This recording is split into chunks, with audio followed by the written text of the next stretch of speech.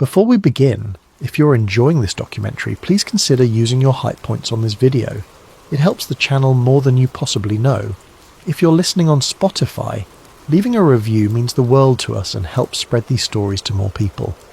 Also, if you feel like it, drop a comment letting us know what time it is where you are and where in the world you're tuning in from.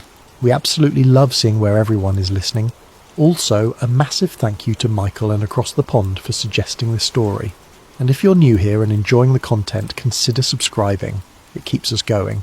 Now, let's get into it. There are places in this world that feel wrong the moment you encounter them. Not haunted, not cursed, just wrong. As if they exist in violation of some unspoken rule about what should and should not be built by human hands. In the farmland of northeast Georgia, among rolling hills and quiet country roads, there once stood such a place. A monument of granite and shadow, a set of instructions no one asked for, a message carved for people who do not yet exist. It was called the Georgia Guidestones, and for more than 40 years it stood in silence, offering 10 rules for rebuilding civilization after the end of the world. No one knew who built it, no one knew why, and in the summer of 2022 someone destroyed it. But before we talk about what happened to the stones, we need to talk about how they came to exist in the first place. Because the story of the Georgia Guidestones begins not with construction, but with a stranger who appeared one day and then vanished into history, leaving behind only questions and a monument that would haunt the American consciousness for decades. This is the story of the stones that knew the end. Chapter 1. The Man Who Was Not Real. It began with a stranger walking into the wrong building at exactly the right time. June 1979, the heat of the Georgia summer hung heavy over Elbert County, a rural stretch of northeast Georgia where granite was king and monuments were the primary export. The county proudly called itself the granite capital of the world, and it was not an empty boast. Quarries dotted the landscape like surgical scars in the earth. Craftsmen shaped stone into headstones, statues, and memorials that would be shipped across the country to mark the graves of the forgotten and the famous alike. Joe Fendley had seen it all. As president of Elberton Granite Finishing Company, he had spent decades in the stone business. He knew granite the way sailors know the sea, understood its grain and texture, its strengths and weaknesses. He had carved monuments for cemeteries and courthouses, historical markers and civic buildings. The work was steady, reliable and predictable, until the day the stranger walked in. The man was polite, well-dressed, and spoke with the calm authority of someone accustomed to being taken seriously. He introduced himself as Robert C. Christian, not Bob, not Bobby. Robert C. Christian, spoken with deliberate formality, as if the name itself carried weight. He said he represented a small group of loyal Americans who had been planning something important for many years. He wanted to commission a monument, he explained, but not just any monument. Something massive, something permanent, something that would stand for thousands of years and deliver a message to the future. Fendley listened as the stranger described his vision with unsettling precision. The monument would consist of 6 massive granite slabs, arranged in a specific geometric pattern, 4 upright stones forming a cross pattern around a central pillar, with a capstone resting on top.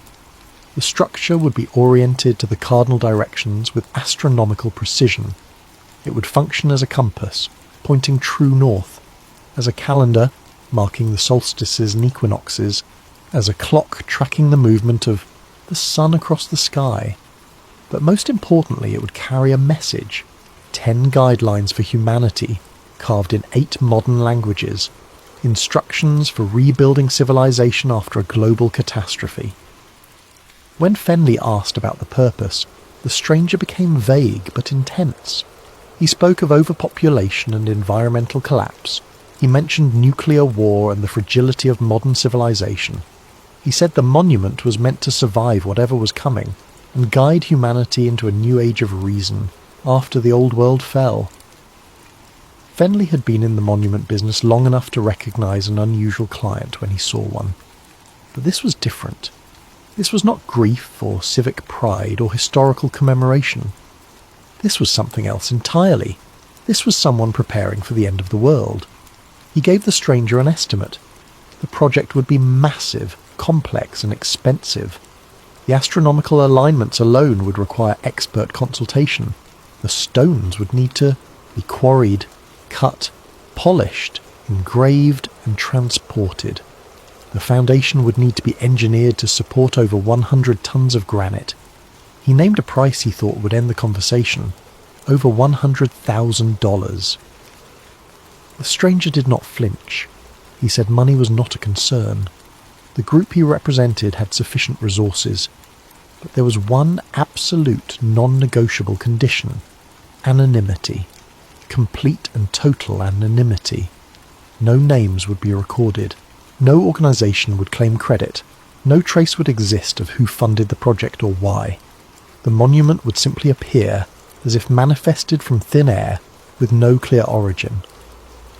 Fenley was sceptical. In the construction business, anonymity and payment rarely went together. People who spent fortunes on monuments wanted their names attached. They wanted recognition, legacy, proof that they existed. This man wanted the opposite. Fenley told him he would need verification.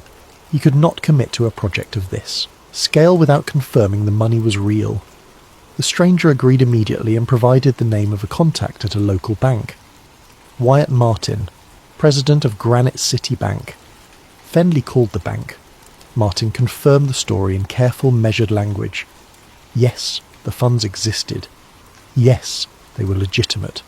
Yes, the man calling himself Robert C. Christian had already arranged financing for the project. Everything was in order. But when Fenley asked who the man really was, Martin paused. He said he had been sworn to secrecy. The true identity of Robert C. Christian and the group he represented would never be revealed. Not to Fenley, not to anyone. It was a condition of the arrangement. Years later, long after the monument was complete, Wyatt Martin would offer small glimpses into the mystery. He would admit that Robert C. Christian was a pseudonym, chosen deliberately. The name, he suggested, was a reference to Christian Rosenkreuz, the legendary founder of the Rosicrucians, a secret society dating back to the 17th century, rumoured to possess hidden knowledge about science, philosophy, and the nature of reality itself. But even Martin claimed he could not reveal the man's real identity. He said he had given his word, that the secret would die with him. Some believe Martin was lying, that he knew more than he ever admitted, that the secrecy was part of a larger plan. Others believe he told the truth, that even he was kept in the dark about the ultimate origin of the project. Either way, the result was the same. The man who commissioned the Georgia Guidestones exists only as a phantom in the historical record, a name without a face, a voice without a body, a shadow that moved through Elbert County for a few brief months in 1979, and then vanished completely, leaving behind only a monument and a mystery that has never been solved. Chapter 2. The Stones Are Raised. Construction began in the fall of 1979 and continued through the winter into the early months of 1980. It was not a simple project. The granite had to be quarried from Pyramid Quarry, one of the largest and oldest in Elbert County. Massive blocks were cut from the living rock, each weighing tens of tons. The stone was pyramid blue granite, a local variety prized for its durability and fine grain.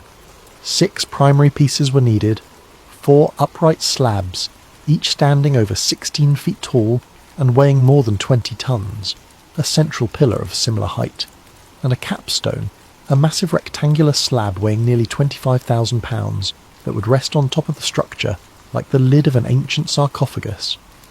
Each piece had to be cut with precision, polished to a mirror finish, engraved with text in multiple languages and scripts. The engineering required was extraordinary for what was essentially a private art project. But this was not art. It was infrastructure. The foundation was poured deep into the Georgia clay. Steel reinforcements were embedded to anchor the stones against wind and weather. Surveying equipment was brought in to ensure the monument aligned perfectly with the cardinal directions. On March 22nd, 1980, the monument was unveiled. A small ceremony was held, local officials attended, a few curious residents gathered, but there was no fanfare, no grand speeches, no explanation. The Georgia Guidestones simply appeared on a hilltop in Elbert County, as if they had always been there, waiting to be discovered.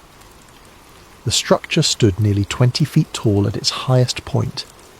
The 4 outer slabs were arranged in a paddle wheel pattern around the central pillar, creating a cross formation when viewed from above.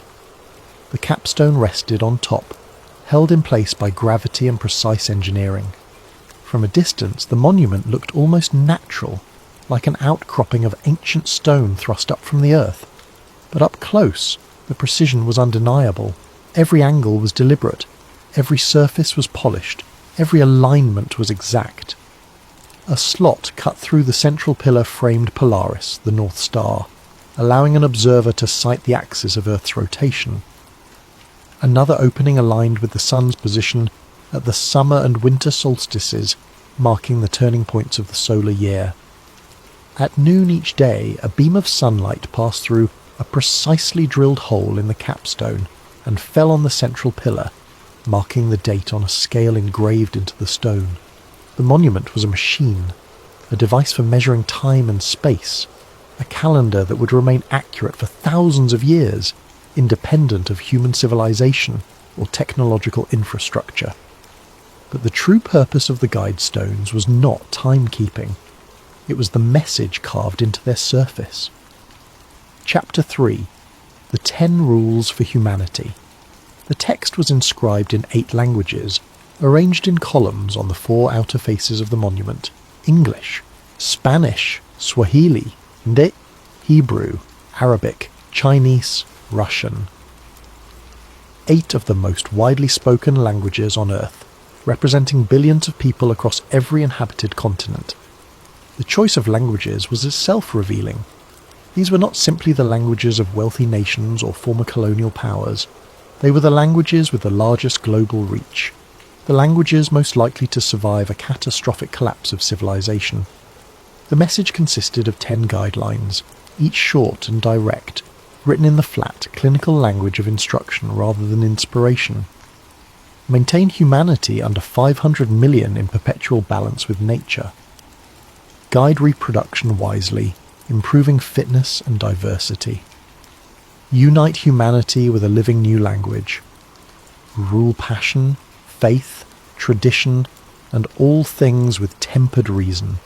Protect people and nations with fair laws and just courts.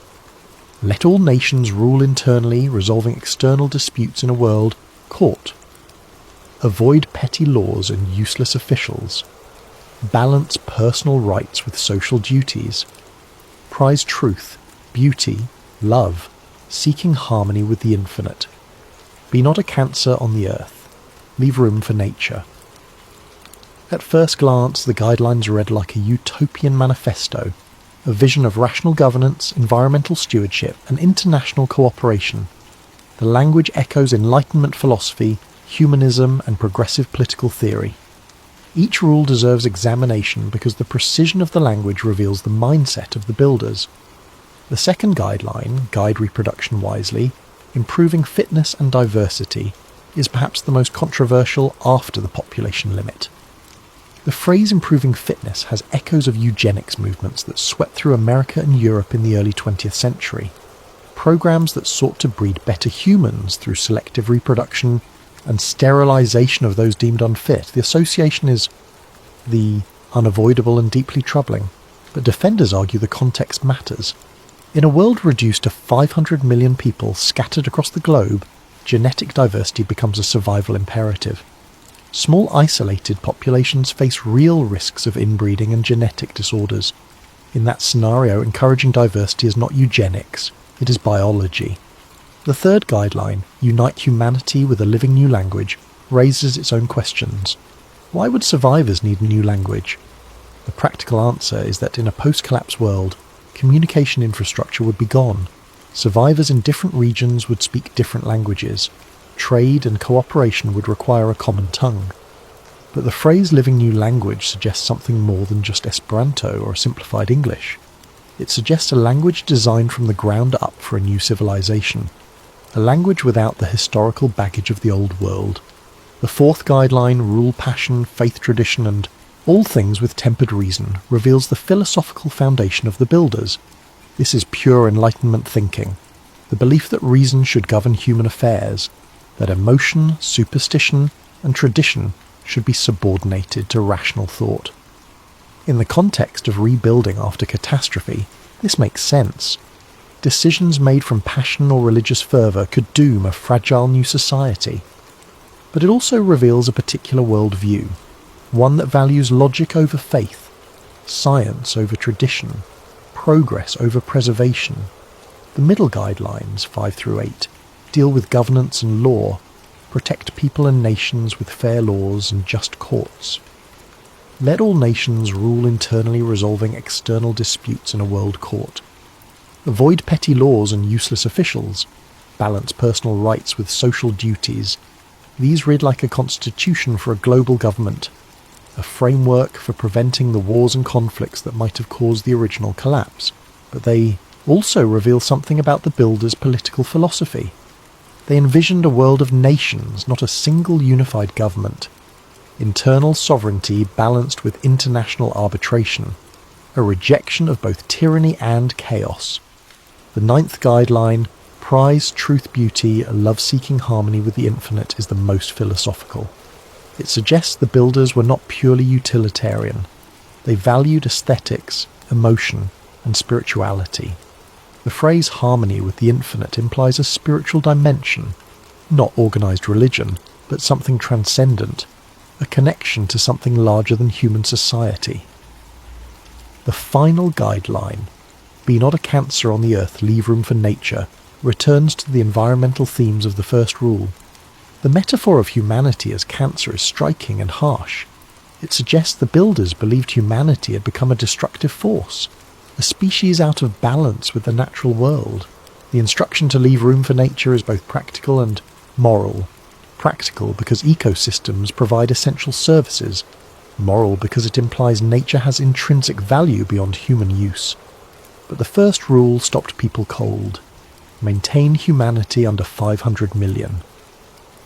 When the Georgia Guidestones were unveiled in 1980, the global population was approximately 4,400,000,000 people. To reach 500 million would require the elimination of nearly 90% of humanity. Today, with a global population exceeding 8 billion, the number is even more extreme. Maintaining humanity under 500 million would mean the disappearance of more than 93% of all living people. This is not a policy proposal. It is not a goal to be achieved through education, contraception, or economic development. It is a target number that assumes a catastrophic reduction has already occurred. The language is not aspirational, it is instructional, written as if the collapse has already happened and the survivors need to know what comes next. Critics immediately condemned the monument. Religious groups called it satanic. Conspiracy theorists called it a blueprint for genocide. Political activists called it a manifesto for global depopulation by shadowy elites. Defenders argued it was metaphorical, a warning about unsustainable growth rather than a plan for mass death. But the language leaves little room for metaphor. Guide reproduction wisely, improve fitness and diversity, unite humanity with a new language, rule with tempered reason. These are not the concerns of philosophers debating abstract principles. These are the concerns of survivors trying to rebuild a broken world, and whoever wrote these words believed that rebuilding would be necessary. Chapter 4, A Message for Survivors. Conspiracy theorists began circulating a disturbing interpretation almost immediately after the monument was unveiled. The Georgia Guidestones were not built for the living. They were built for whoever comes after. The entire tone of the message assumes a world that has already collapsed. Governments destroyed, infrastructure gone, populations reduced to a tiny fraction of their current numbers. The guidelines are not recommendations for how to prevent catastrophe. They are instructions for what to do after it happens. Consider the second rule: guide reproduction wisely, improving fitness and diversity. In a functioning modern society, this language would be unthinkable. It echoes eugenics, selective breeding, population control. It would be condemned as authoritarian and inhumane. But in a post-apocalyptic world, where humanity has been reduced to scattered survivors struggling to continue the species, the calculation changes. The small breeding population faces very real risks of genetic bottlenecks, inbreeding, and evolutionary dead ends. In that context, guiding reproduction to maximise fitness and diversity becomes a matter of survival. Or consider the third rule: unite humanity with a living new language. Why would humanity need a new language? We already have thousands of languages. We have translation technology. We have English as a global lingua franca. But if civilization collapses, all of that disappears. Survivors scattered across different regions would speak different languages. Communication would break down. Trade, cooperation, and unified governance would become impossible. A new language, taught to everyone from childhood, would allow the remnants of humanity to rebuild as a single, unified civilization rather than fragmenting into isolated tribes. The same logic applies to nearly every guideline on the stones. Avoid petty laws and useless officials. In a world with functioning governments, this sounds like libertarian philosophy. In a post-collapse world, it is a warning against the bureaucratic complexity that could strangle a fragile new society before it has a chance to take root.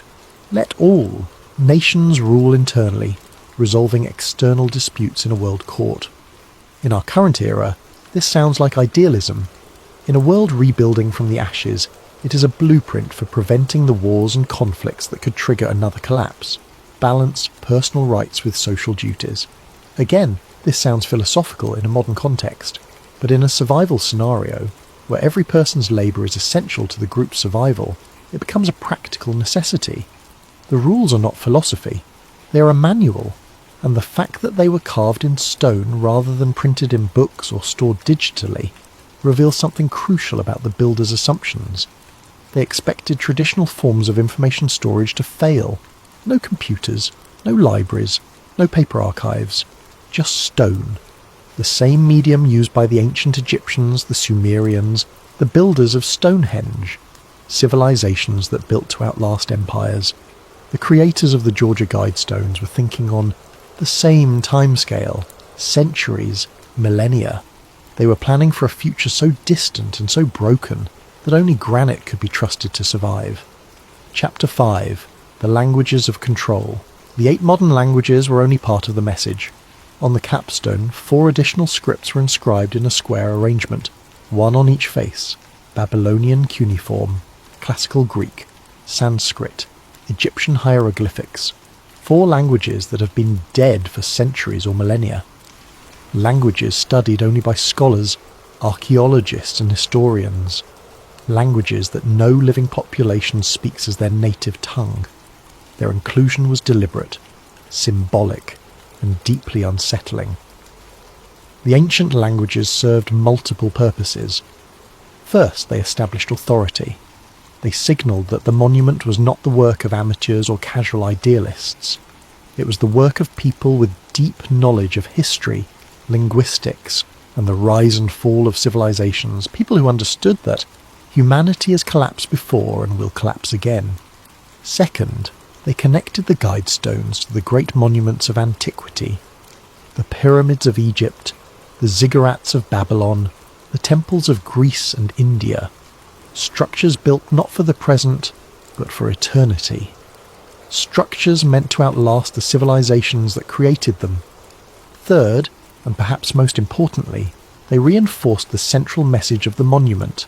Civilization is fragile. It can fall. It has fallen before.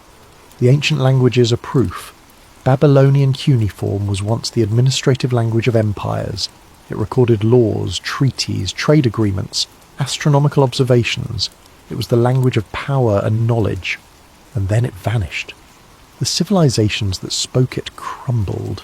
The cities turned to dust. The language survived only in clay tablets buried in desert sand. Egyptian hieroglyphics were the sacred script of one of the longest-lasting civilizations in human history. For 3,000 years, They adorn temples and tombs, recording the deeds of pharaohs and the words of gods, and then they too were forgotten. For more than 1,000 years no one could read them. The knowledge was lost. Classical Greek gave us philosophy, science, mathematics, democracy, and yet the civilization that spoke it fell. The Roman Empire collapsed. The knowledge of Greece survived only because it was translated into Arabic and preserved by Islamic scholars during Europe's Dark Ages. Sanskrit, the liturgical language of Hinduism and Buddhism, carries some of the oldest religious and philosophical texts in human history. It endures in ritual and scholarship, but it is no longer a living language of daily life. These languages are tombstones, markers of civilizations that rose, flourished and fell, and their presence on the Georgia Guidestones carries an implicit warning: our civilization will fall too. The languages we speak will be forgotten. The knowledge we take for granted will be lost, and when the survivors rebuild, they will need guidance. They will need to know what we knew, what we learned, and what mistakes led to our destruction. The ancient scripts on the capstone are not decoration. They are a signature, a claim to knowledge that spans millennia, a statement that the builders of the Guidestones understood history not as a story of progress, but as a cycle of rise and fall, and that they built the monument to break that cycle. Chapter 6. Who had the money and the motive? The construction of the Georgia Guidestones cost over $100,000 in 1980. Adjusted for inflation, that represents well over $300,000 in today's money. This was not pocket change. It was not the whim of a single eccentric millionaire. It required significant wealth, long-term planning, an absolute commitment to a vision that most people would dismiss as paranoid or delusional. So who funded it? Robert C. Christian claimed to represent a small group of loyal Americans, but he never named them. No organization ever claimed credit. No records were kept. The money moved through carefully structured channels that left no trace of its ultimate origin.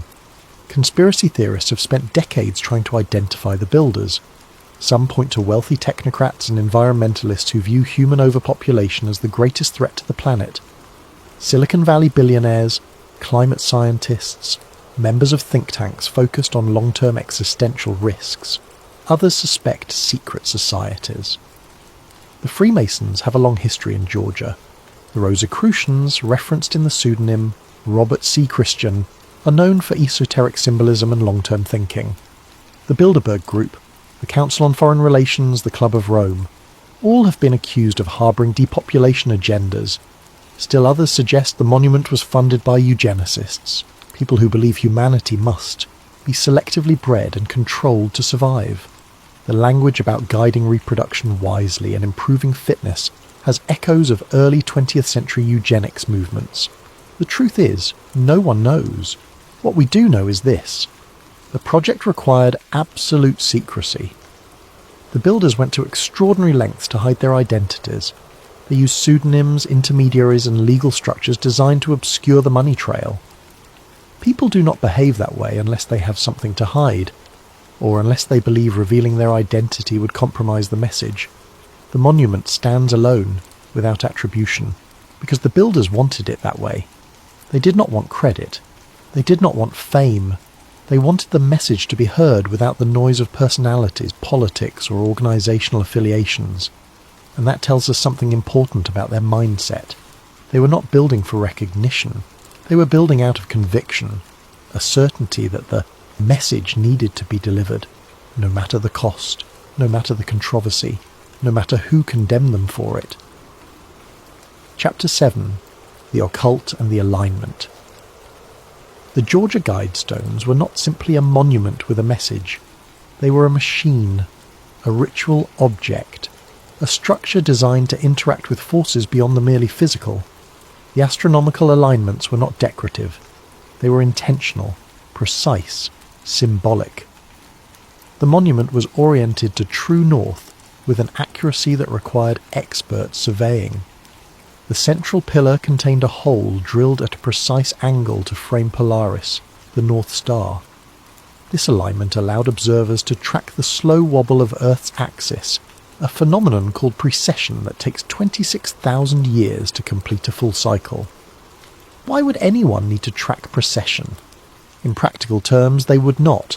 It is an astronomical curiosity with no immediate impact on daily life, but in symbolic terms, it is profound. Tracking precession means tracking time on a cosmic scale. It means thinking not in terms of years or decades, but in terms of ages, epochs, the rise and fall of entire civilizations.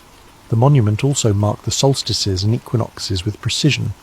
A slot cut through the horizontal stone allowed sunlight to pass through at specific times of year, marking the turning points of the solar calendar. Again, this seems unnecessary. We have clocks and calendars. We do not need a granite monument to tell us when summer begins. But if the monument was built for survivors of a collapsed civilization, the calculation changes. Without technology, tracking the seasons becomes essential for agriculture, navigation, and timekeeping. The solstices and equinoxes are the fundamental markers of the solar year. A monument that tracks them automatically provides survivors with a permanent, indestructible calendar. But the astronomical alignments also serve another purpose. Throughout history, monuments aligned with celestial bodies have been associated with spiritual and ritual significance. Stonehenge aligns with the summer solstice sunrise. The Great Pyramid of Giza aligns with true north and the constellation Orion. The temples of Angkor Wat align with the spring equinox. Newgrange in Ireland is illuminated by the winter solstice sunrise. These were not accidents. They were intentional, sacred, designed to connect the earth with the heavens. The Georgia Guidestones follow the same pattern. To conspiracy theorists, this suggests the monument was not merely informational, it was a cult. A structure built according to ancient principles of sacred geometry and astronomical alignment, a marker of power, a focal point for ritual. Some have called it a temple, others an altar. A few have suggested it was a gateway, a portal, a structure designed to invoke or channel forces that exist beyond human understanding. These interpretations may sound extreme, but the fact remains that the builders went to enormous effort to ensure the monument was aligned with celestial bodies. They did not have to do that. A simple stone monument with a carved message would have been cheaper, easier, and just as permanent. But they chose to make it astronomically precise. They chose to connect it to the stars, and that raises the question, why? What did they believe would happen when the monument aligned with the heavens? What did they think they were building? Chapter 8. Decades of warnings. For 42 years, the Georgia Guidestones stood on that hilltop in Elbert County. They became a fixture of the landscape, a curiosity, a tourist attraction for people interested in mysteries and conspiracy theories. But they were never just a tourist site. They were a flashpoint, a symbol of everything people feared about hidden power and shadowy agendas. Religious groups condemned the monument almost immediately. To them it represented humanism, secular philosophy, the worship of reason over faith. Some called it satanic, others called it a temple to the Antichrist. The religious opposition was not monolithic.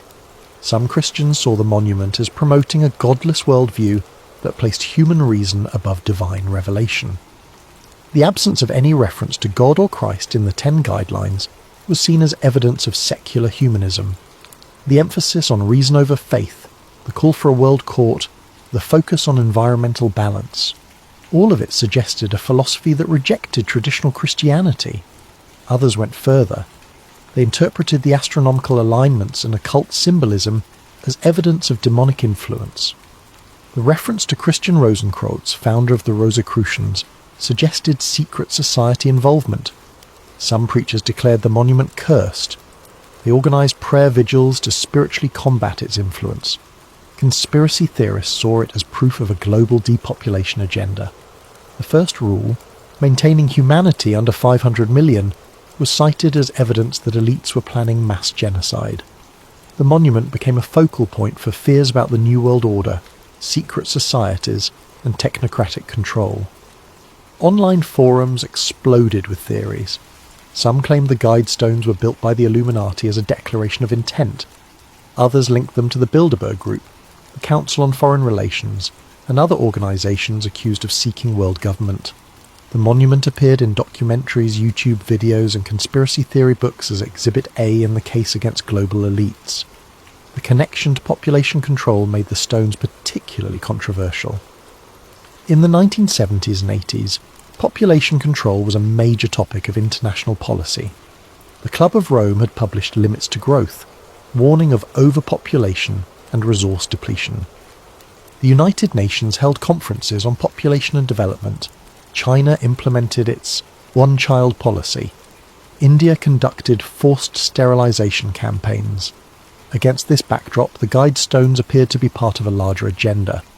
Not a fringe monument built by eccentrics, but a public declaration by powerful interests that population reduction was necessary and would be pursued. The Guidestones were vandalised repeatedly over the years. In 2008, someone spray-painted messages on the stones, "Death to the New World Order." One message read, "The stones were cleaned, but the anger behind the vandalism remained." In 2014, a corner block that had been set into the capstone was removed. The block was a small cube of granite with the numbers 2014 carved into its surface. Its purpose was never explained, but many believed it marked a significant date, a deadline, a moment when something was supposed to happen. The cube had been inserted into a notch in the capstone at some point after the original construction. No one knew when. No one knew by whom. Surveillance was limited. The site was in a rural area. Anyone with determination could approach the monument unseen. The cube's removal sparked intense speculation. Some believed it was removed by the original builders as a signal. Others thought it was stolen by opponents of the monument. Still others suggested it contained hidden information and was removed to prevent its discovery. Video footage emerged showing an individual removing the cube, but the person's identity was never confirmed. The cube itself disappeared. No one came forward to explain what the numbers meant or why the cube had been placed there in the first place. Theories proliferated.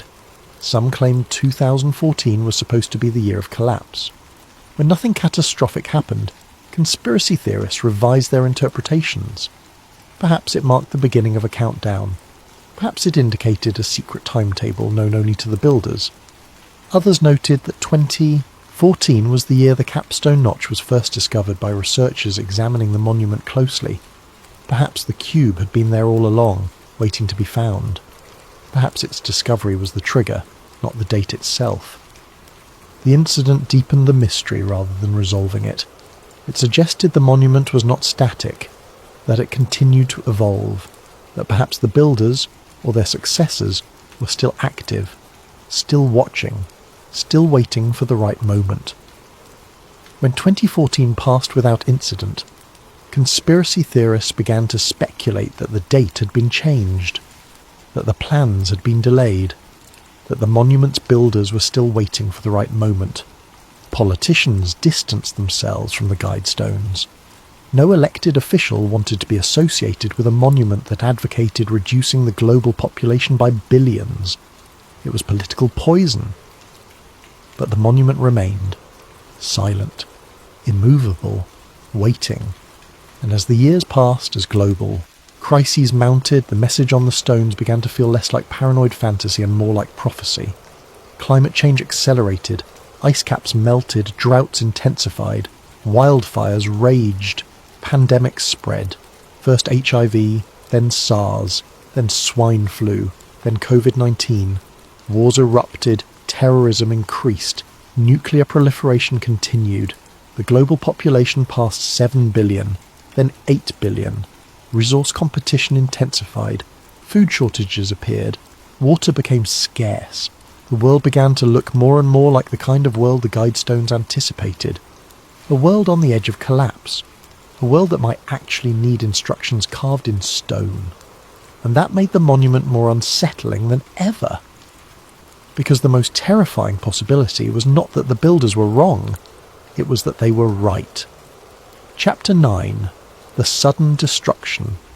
July 6th, 2022. 4 in the morning. Surveillance footage captured the moment. Flash of light. An explosion. a plume of debris rising into the pre-dawn darkness. One of the massive standing stones toppled and shattered. The footage was grainy, captured by a camera positioned at distance, but the sequence was clear. A figure approached the monument. Moments later, the explosion. Then the figure fled into the darkness. Local law enforcement responded immediately. The Elbert County Sheriff's Office secured the scene. State investigators arrived. Federal agencies offered assistance. The Guidestones had been controversial for decades. The destruction of such a prominent monument demanded a thorough investigation. But the investigation yielded few answers. The explosive device was small but effective. Placed at the base of one of the standing stones, it was designed to crack the granite foundation and topple the slab. The technique suggested someone with knowledge of demolition. Not an amateur with homemade explosives, but someone who understood how to bring down a stone. Structure. No useful forensic evidence was recovered from the site. The explosion had destroyed or contaminated potential evidence. The surveillance footage showed a figure, but the distance and image quality made identification impossible. No group claimed responsibility in the immediate aftermath. No suspects were arrested. The investigation went cold. Authorities arrived within hours after the explosion. Engineers assessed the damage. The structure was too unstable to remain standing. The remaining stones could collapse at any moment. The site was a hazard to the public and to investigators working nearby. The decision was made quickly. The Georgia Guidestones would be completely dismantled. Heavy equipment was brought in. The remaining upright slabs were carefully pulled down. The capstone was lifted by crane. Each piece was examined, photographed, and removed from the site. By the end of the day, the Georgia Guidestones had been completely dismantled. 42 years of mystery erased in a single afternoon. The rubble was hauled away and placed in storage. Some pieces were retained for possible reconstruction or museum display, but no reconstruction was ever planned. No museum claimed the stones. The site was cleared. The foundation was removed. The land was returned to the farmer who had donated it decades earlier, now long deceased, his heirs inheriting property that had once hosted one of America's most mysterious monuments. No arrests were made immediately. No suspects were publicly identified. No group claimed responsibility. The monument that had stood for more than 4 decades simply vanished. The speed of the demolition raised questions. Why not preserve the site as evidence? Why not attempt to repair the damage? Why not leave the remaining stones standing as a partial monument? Some suggested the authorities wanted the monument gone, that local officials had always been uncomfortable with the controversy it attracted, that the explosion provided a convenient excuse to remove a politically sensitive structure. Others believed the decision was purely practical. The stones were dangerous. Liability was a concern. Removing them was the safest course of action. But the speed still felt suspicious to conspiracy theorists, as if someone wanted to erase the monument before it could be properly studied, as if the message needed to be silenced. Conspiracy theorists immediately began speculating about the timing and the method. Some believed it was an act of vandalism by religious extremists who saw the stones as evil, a righteous destruction of a satanic monument.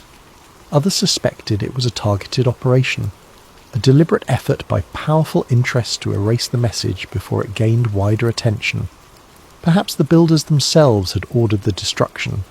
Still others proposed that the explosion was planned from the beginning, that the monument had served its purpose, that the message had been delivered to those who needed to hear it, and that maintaining the structure was no longer necessary. The timing was deeply unsettling. 2022 was a year of extraordinary global instability. War in Ukraine, the largest land conflict in Europe since World War II, economic turmoil, inflation soaring, supply chains breaking down, political polarization reaching extremes in democracies around the world, climate disasters intensifying, heat waves, droughts, floods. The world felt closer to catastrophe than it had in decades, and just as that anxiety reached a peak, the Guidestones were destroyed. Coincidence or timing? Had the stones fulfilled their purpose? Had the message been received? Or were they silenced to prevent the message from spreading further? We will never know for certain. But the destruction felt deliberate, calculated, final. Whoever detonated that explosive knew what they were doing. They knew when to strike, they knew how to avoid capture, and they knew that once the stones were gone, they could never be rebuilt. The message was erased, the warning was silenced, and the world moved on. Chapter 10. What if they were right? The most terrifying possibility is not that the Georgia Guidestones were wrong. It is that they were right. What if the builders were not plotting mass depopulation? What if they were warning about it? What if they looked at the trajectory of human civilization and concluded that collapse was inevitable? The evidence is all around us. Climate change is accelerating faster than predicted. Ice sheets are melting. Sea levels are rising. Extreme weather is becoming normal. Resource depletion is intensifying. Fresh water is becoming scarce. Topsoil is eroding. Fisheries are collapsing. Nuclear proliferation continues. More nations have weapons. More weapons exist. The margin for error shrinks. Pandemics are more frequent.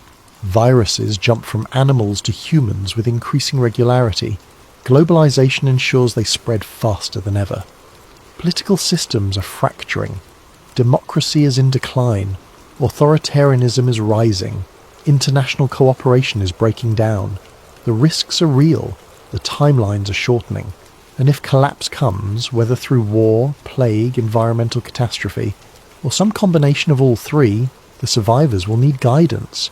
They will need to know how to rebuild, how to avoid the mistakes that led to the fall, how to create a sustainable civilization that does not repeat the cycle of growth, exploitation, and collapse. The Georgia Guidestones were not a manifesto for causing collapse. They were a manual for surviving it. Instructions left by people who believed the end was coming and wanted to help whoever came after. That is why the message was carved in stone. That is why it was designed to last thousands of years. That is why it was built in secret and left without explanation. Because the builders did not need credit. They did not need recognition. They needed the message to survive, and for 42 years it did. But now the message is gone. The stones are destroyed. The instructions are erased, and if the collapse comes, the survivors will be on their own. Epilogue. The instructions are gone. The hilltop in Elbert County is empty now. The granite slabs are gone. The foundation has been removed. Grass grows where the monument once stood. There is no plaque, no marker, no memorial. Just silence. The Georgia Guidestones existed for 42 years. Long enough to become a legend. Not long enough to see the future they were meant for. We will never know who Robert C. Christian really was. We will never know the names of the people he represented. We will never know if the monument was a warning, a plan, a ritual, or something we cannot even comprehend. But we know this. Someone believed the end was coming. They believed it with enough certainty to spend a fortune. They believed it with enough conviction to carve instructions in stone. They believed it with enough foresight to plan for a future thousands of years away. And they believed the survivors would need guidance. The most frightening monuments are not the ones that predict the future. They are the ones built by people who thought they already knew it. The Georgia Guidestones are gone, but the questions they raised remain. Why would anyone build such a thing? What did they know that we do not? And were they warning us about the future, or simply preparing for what they believed was inevitable? Somewhere, in a vault, or a private collection, or a forgotten file cabinet, the true identity of a Robert C. Christian waits to be discovered. The records exist. The names are written down. The truth is out there. But until someone finds it, we are left with only the memory of the stones, and the unsettling certainty that someone, somewhere, knew something we still do not understand. Sleep well, and remember, the future is not written in stone, but for 42 years someone tried, and then someone else made sure those words could never be read again.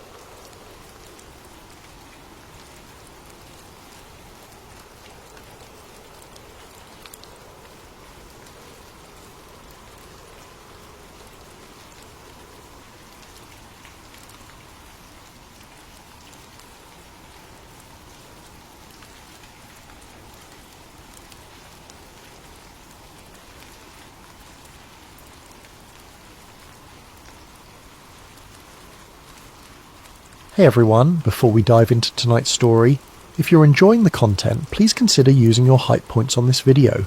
It genuinely helps the channel more than you could possibly know. If you're listening on Spotify, leaving a review makes an enormous difference for us.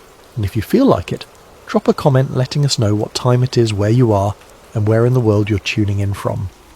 We absolutely love seeing where everyone is listening.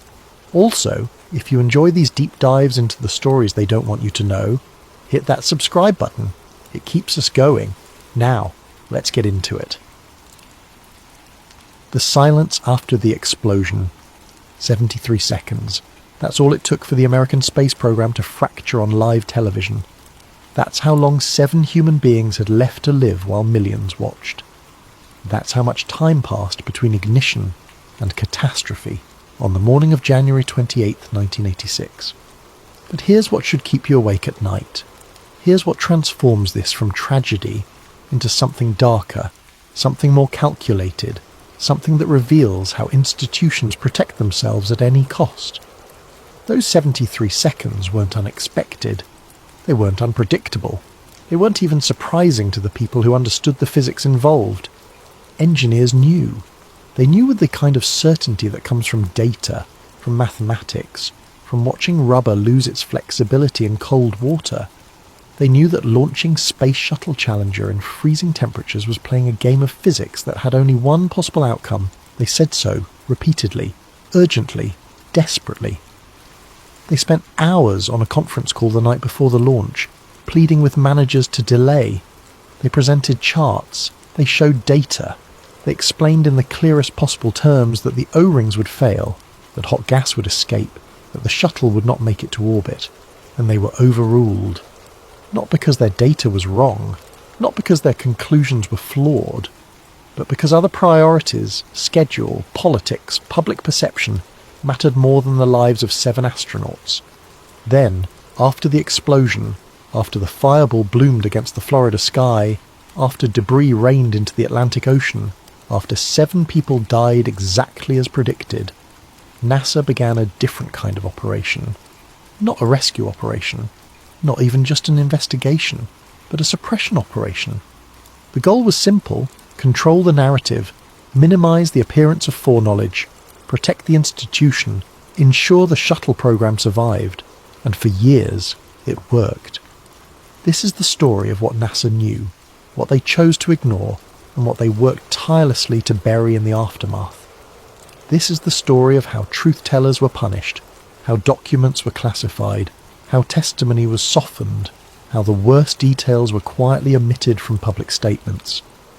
This is the story of the warnings that were ignored, the engineers who were silenced, and the culture of institutional self-preservation that killed 7 people and then tried to hide its own culpability. This is the story of the silence after the explosion. And it should terrify you, because the same institutional patterns that killed the Challenger crew would repeat themselves 17 years later, killing 7 more astronauts when Columbia disintegrated over Texas. Some lessons, it seems, are too expensive to learn, especially when acknowledging them would mean admitting that powerful institutions sometimes value their own survival more than human life. Chapter 1. The Day America Watched. Let's start with what everyone saw, the moment that burned itself into the national consciousness. January 28, 1986, 11:38 a.m. Eastern Standard Time, Kennedy Space Center, Florida. Space Shuttle Challenger sits on Launch Pad 39B. The sky is impossibly blue and bitterly cold. Inside the orbiter, 7 people are strapped into their seats. Commander Francis Scobie, Pilot Michael Smith, Mission Specialist Judith Resnick, Ellison Onizuka, and Ronald McNair, Payload Specialist Gregory Jarvis, and Krista McAuliffe, a high school teacher from Concord, New Hampshire, selected from over 11,000 applicants to be the first private citizen in space. Krista's presence is why millions are watching. School children across America are gathered in gymnasiums and classrooms. Teachers stand smiling at the back of rooms. Krista's own students watch from New Hampshire. Her family watches from the VIP area at Kennedy. She has 73 seconds left to live. The countdown proceeds. T-minus 10, 9, 8. The main engines ignite. 7, 6, 5. The shuttle vibrates. 4, 3, 2, 1. The solid rocket boosters fire. The bolts detonate. Challenger lifts off. The crowd cheers. The shuttle rises beautifully, climbing on a pillar of flame and white smoke. The ascent looks perfect. Everything is nominal. Challenger, go at throttle up. Roger, go at throttle up. Commander Scobie's voice is calm, professional. It's the last transmission anyone will hear from Challenger's crew. 73 seconds after liftoff, the sky tears itself apart. A massive fireball blooms where Challenger should be. The shuttle disintegrates. Large pieces tumble through the air, trailing smoke. The solid rocket boosters spiral away like bottle rockets gone mad, corkscrewing on trails of white smoke. Then the sound arrives. Dull, heavy thumps that hit you in the chest. The sound of catastrophic structural failure. For several seconds, no one makes a sound. Everyone is frozen, brains struggling to process what eyes are seeing. Then a voice comes through the speakers, controlled and professional. Flight controllers here looking very carefully at the situation. Obviously a major malfunction. Major malfunction. Not explosion. Not disaster. Not the death of 7 human beings broadcast live to millions. A major malfunction. That choice of words is the first act in what will become a long, coordinated effort to manage how this disaster is understood. In mission control, controllers watch telemetry signals disappear. Someone is crying. Someone is frozen at their console. In classrooms, teachers reach for remotes with shaking hands. In Concorde, someone turns off the television. Children just watch their teacher die. But in conference rooms at NASA and Morton Thiokol, a different horror is unfolding. Some people are experiencing the terrible confirmation of being right, about something they desperately wanted to be wrong about. Roger Boisjoli, sitting in Utah, watches the replay. He doesn't need to wait for the investigation. He knows exactly what happened. The O-rings failed, just like he said they would, just like he begged management to understand they would. He's going to carry this knowledge for the rest of his life. 7 people just died in a disaster he saw coming, tried to prevent, documented and argued against. And a darker thought is forming, about how NASA will explain this, about whether telling the truth will be welcomed or punished. The explosion was public. Millions saw it. But the warnings, the conference call that lasted for hours, the engineers begging NASA not to launch, that happened in private, in conversations that can be summarized, softened, reframed. The answer, it will turn out, is as little as possible. Chapter 2. The Night Before. Rewind 18 hours, January 27th, 1986. Late evening. Conference rooms at NASA's Marshall Space Flight Center in Alabama and Morton Thiokol's facility in Utah are connected by telephone. The topic is weather, specifically temperature. The forecast for tomorrow morning shows overnight lows dropping into the 20s Fahrenheit. That would make January 28th the coldest shuttle launch in program history. For NASA officials, this means ice concerns. For Morton Thiokol engineers, this triggers alarm bells that have been ringing for months. They know about the O-rings. They know what happens to rubber in cold temperatures. The solid rocket boosters are constructed in segments stacked vertically. Between each segment sits a joint sealed by rubber O-rings. When the booster fires and pressure builds, the O-rings must seal completely to prevent hot gas from escaping. But rubber loses flexibility in cold. It becomes stiff, slow to seal, and if it doesn't seal, hot gas escapes. This isn't theoretical. Engineers have documented O-ring erosion on previous flights. They've noticed a pattern. The colder the temperature at launch, the worse the O-ring performance. Now, with temperatures forecast at 24 degrees, the engineers are terrified. Roger Boisjoli is a senior engineer who's been studying the O-ring problem for over a year. He's seen the data, he knows the physics, he knows what's going to happen if they launch in this cold. The teleconference begins after 8 p.m. The Morton Thiokol engineers present their concerns. They show charts demonstrating the relationship between temperature and O-ring erosion. They explain the physics. They present their conclusion. Do not launch below 53 degrees Fahrenheit. The forecast is for 24 degrees. NASA officials push back. They ask questions. Is there definitive proof that temperature is the critical factor? Can the engineers quantify the risk? What's the basis for the 53-degree threshold? The engineers explain again. But they're being asked to prove a negative, to demonstrate with absolute certainty that launching will result in failure. And that's not how engineering works. You can only demonstrate that the risk is unacceptably high. Alan MacDonald, the director of Morton Thiokol's Space Shuttle Solid Rocket Motor Project, supports his engineers. He tells NASA clearly that Morton Thiokol cannot recommend launching in these conditions. I would not want to have to defend this launch decision in front of an investigation board. The call continues for hours. NASA pushes back harder. Someone asks why Morton Thiokol is trying to change launch criteria on the eve of a mission. The implication is clear. You've approved 24 previous launches. Why is tomorrow suddenly a problem? The subtext is understood by everyone. Morton Thiokol is a contractor. NASA is the customer. Delays are expensive. Delays affect contracts. Delays could cost jobs. Someone from NASA suggests that Morton Thiokol take time to reconsider their recommendation. Morton Thiokol management request a private caucus. They mute their end of the conference.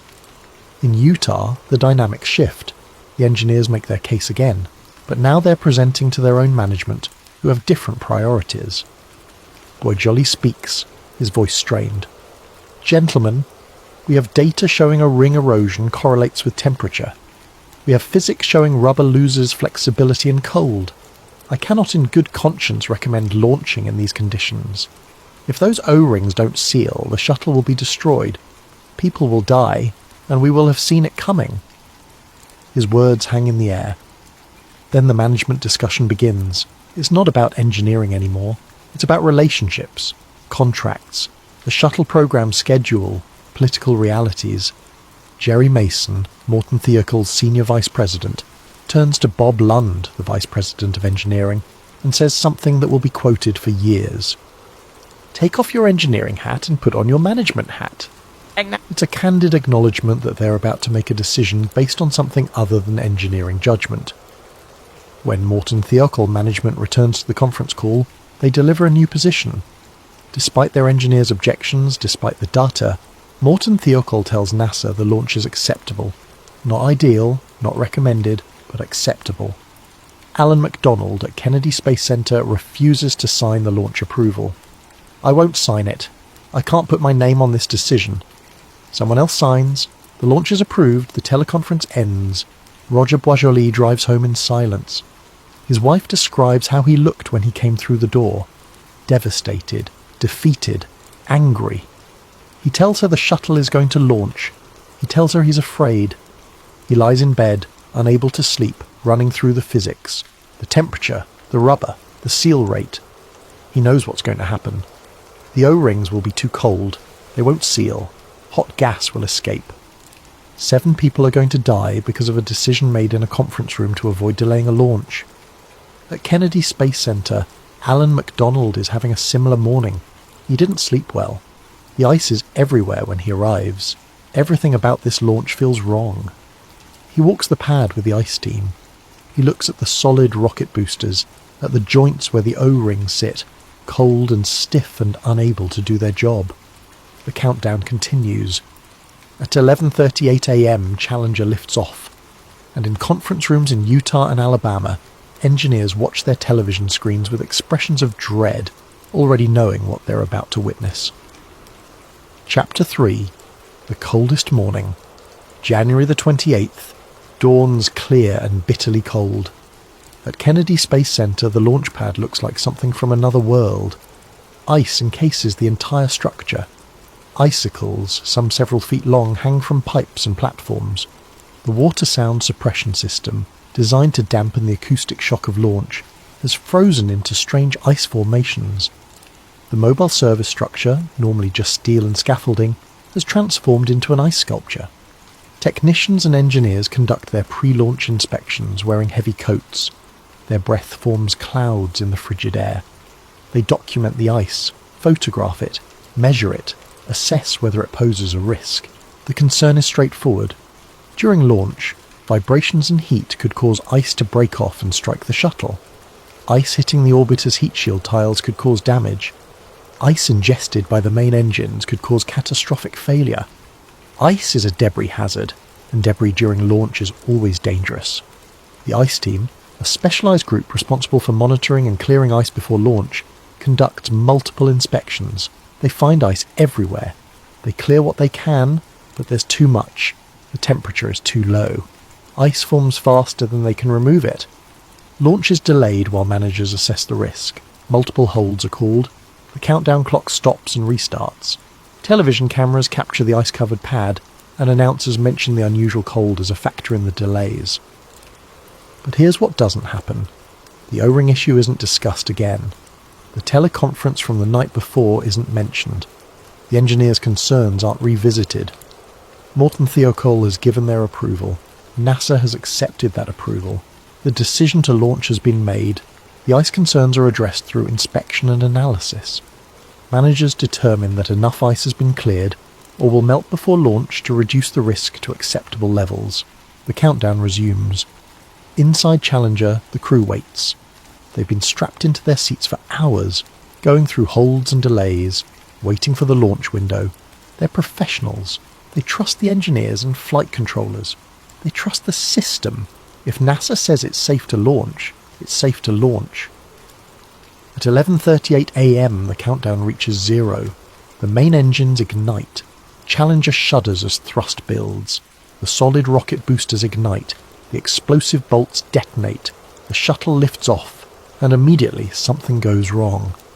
High-speed cameras recording at hundreds of frames per second capture something that won't be noticed until later, until after the disaster, when analysts review every second of footage looking for clues. At 0.678 seconds after ignition, at less than 1 second into the flight, black smoke puffs from the aft field joint of the right solid rocket booster. 8 distinct puffs, each lasting a fraction of a second.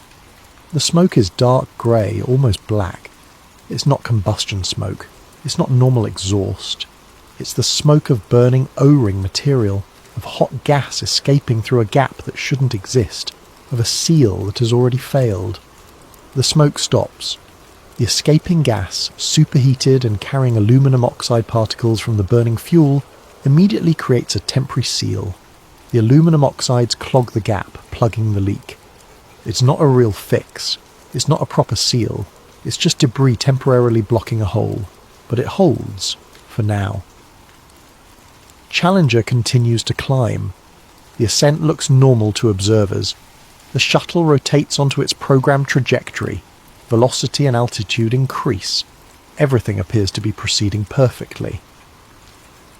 At 37 seconds, Challenger experiences maximum dynamic pressure, the point where the forces of speed and atmospheric resistance are at their peak. The entire vehicle flexes under the stress. The solid rocket boosters bend slightly. The external tank compresses, the orbiter vibrates, and in the right solid rocket booster at the aft field joint, the temporary aluminum oxide seal is disturbed. The plug shifts. The gap reopens.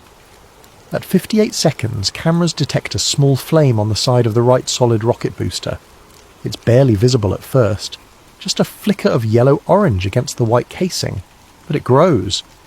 At 64 seconds, the flame has become a blowtorch. Superheated gas is now streaming from the joint at thousands of degrees Fahrenheit, cutting into the booster's casing like an industrial torch cutting through metal. The flame is aimed directly at the lower strut attachment connecting the booster to the external fuel tank. At 72 seconds, the strut fails. The structural connection between the right solid rocket booster and the external tank is severed. The booster, still producing enormous thrust, pivots on its upper attachment point. The nose of the booster swings around and smashes into the upper section of the external tank. The external tank is not designed to withstand this kind of impact. Its walls are thin, designed to minimize weight. When the booster hits it, the liquid hydrogen tank ruptures. Simultaneously, the force of the collision causes structural failure in the liquid oxygen tank. Liquid hydrogen and liquid oxygen, the two components of the shuttle's main engine fuel, begin mixing. In normal conditions, they're kept separated and burned in controlled fashion in the main engines. Now they're mixing in open air, in massive quantities. At 73 seconds, the mixture ignites. The explosion is enormous. The entire external tank erupts in flame. The orbiter, still attached to the tank, is engulfed in the fireball. Aerodynamic forces, the sudden change in thrust vectors, and the explosive force of the igniting fuel tear the shuttle apart. Challenger disintegrates. The wings separate. The tail section breaks away. The crew cabin, reinforced and structurally independent from the rest of the orbiter, separates intact from the disintegrating fuselage. The solid rocket boosters, their fuel not yet exhausted, spiral away from the explosion. They're equipped with range safety systems, explosive charges designed to destroy them if they threaten populated areas. Range safety officers, watching in horror from their stations, send the destruct commands. The boosters explode, adding more smoke and debris to the sky. The crew cabin, now separated from the orbiter, begins to tumble. It's falling, but it hasn't hit the ocean yet. It's intact. And inside, some of the crew are conscious. We know this because of what's found later when the wreckage is recovered. At least 3 of the personal egress air packs, emergency oxygen supplies worn by the crew, have been manually activated. This requires a deliberate action, reaching up and flipping a switch. It means that at least 3 crew members were aware and functioning after the breakup. The crew cabin falls for 2 minutes and 45 seconds. At terminal velocity, tumbling through the air, the occupants would have experienced extreme forces. They would have known they were falling. They would have known what was coming. At impact, travelling over 200 miles per hour, the crew cabin strikes the ocean surface. The deceleration is instantaneous and catastrophic. Death is immediate. On the ground, in mission control, there's chaos. Telemetry from Challenger has ceased. Tracking cameras show debris instead of a shuttle. Flight controllers are trying to make sense of data that stopped coming, trying to track fragments, trying to understand what happened. Outside, at the press site and viewing areas, people are standing in stunned silence. Some are crying. Some are frozen in disbelief. Parents are grabbing their children, shielding them, turning them away from the television screens. In classrooms across America, teachers are frantically reaching for remote controls, turning off televisions, trying to process what they've just shown their students. Some are crying. Some are trying to maintain composure, to comfort students, to explain something that can't be explained. And in conference rooms at NASA and Morton Thiokol, engineers and managers are experiencing the absolute worst-case scenario of being proved right. Roger Boisjoli, who spent hours the night before arguing against this launch, is watching the same television screens as everyone else. He knows immediately what happened. He knows the O-rings failed exactly as he predicted. He knows this disaster was preventable, and he knows that what comes next is going to be very, very complicated. Chapter 4. The first 24 hours. Within hours of the disaster, NASA holds a press conference. Officials express shock and grief. They describe the loss of 7 crew members as a terrible tragedy. They pledge full cooperation with investigations. They assure the public that they will determine what happened and why, and they say something else, something that later investigations will reveal to be at best misleading. They say there was no indication before launch that anything was wrong. This is carefully worded. Technically, immediately before launch, during the terminal countdown, there were no indicators of O-ring problems. You can't see O-ring condition from outside the booster. There are no sensors monitoring O-ring temperature or compression, so in the strictest sense there was no indication during the final countdown. But that phrasing obscures the larger truth. The truth that engineers had been warning about O-ring problems for months. The truth that a conference call the night before involved urgent objections to launching in cold weather. The truth that foreknowledge existed, even if it wasn't visible in the final minutes before liftoff. NASA's public statements in those first hours and days are focused on reassurance. They emphasize that investigations will be thorough. They praise the crew. They comfort the families. They maintain that spaceflight involves risk, but that every reasonable precaution was taken. Behind the scenes, a different process begins. Documents are collected. Conference call records are reviewed. Telemetry data is preserved. Wreckage recovery efforts are organized. And quietly, participants in the January 27th teleconference are instructed to document their recollections of that discussion. Some of those participants later report feeling pressure, subtle but real, to frame their documentation carefully.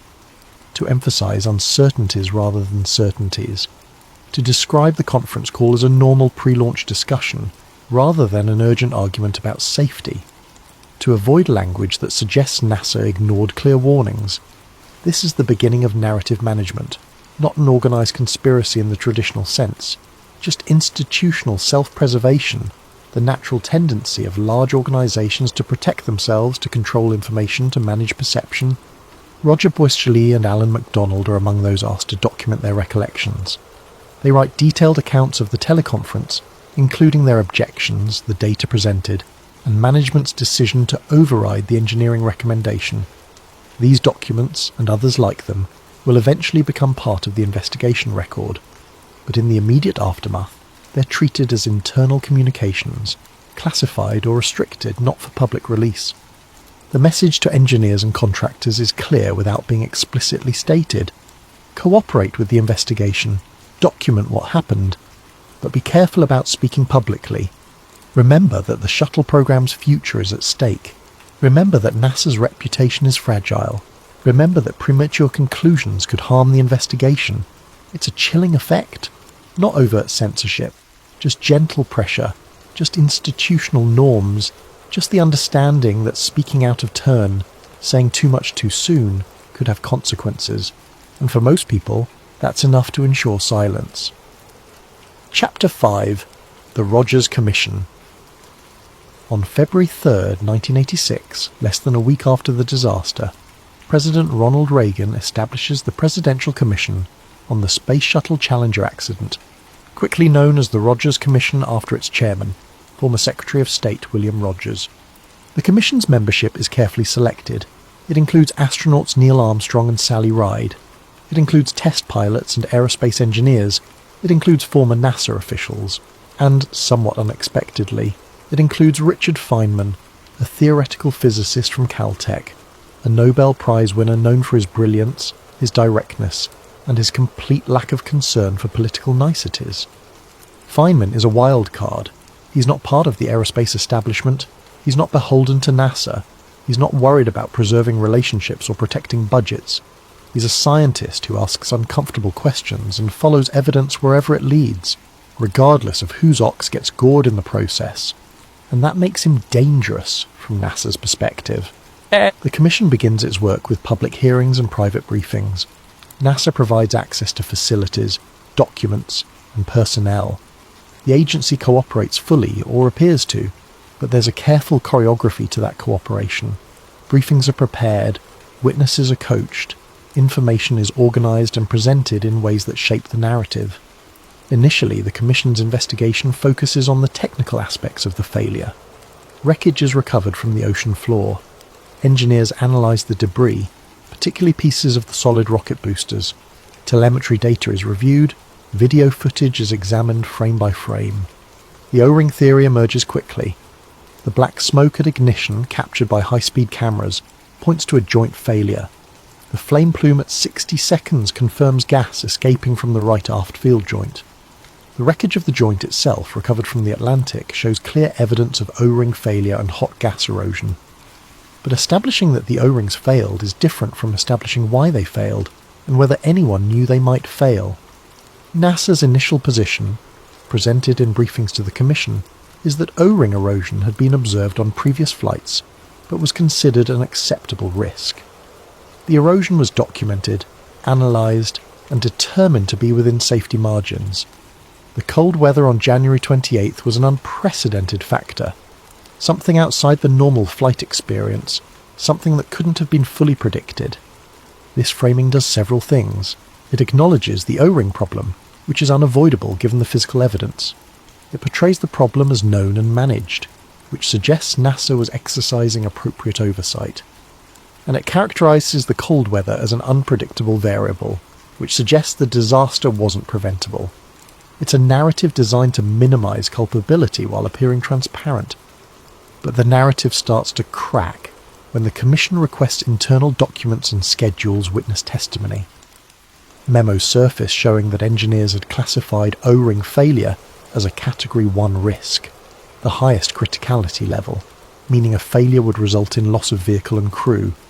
Reports describe increasing O-ring erosion over multiple flights. Safety reviews document concerns about joint performance in cold weather. And then the Commission learns about the teleconference on January 27th. When Roger Boisjoli is called to testify, he doesn't hedge. He doesn't soften his language. He doesn't try to protect the institution. He tells the truth. He describes the conference call in detail. He explains the engineering concerns about cold weather and O-ring performance. He recounts his arguments against launching. He describes the data he presented. And he describes management overruling the engineering recommendation. His testimony is devastating.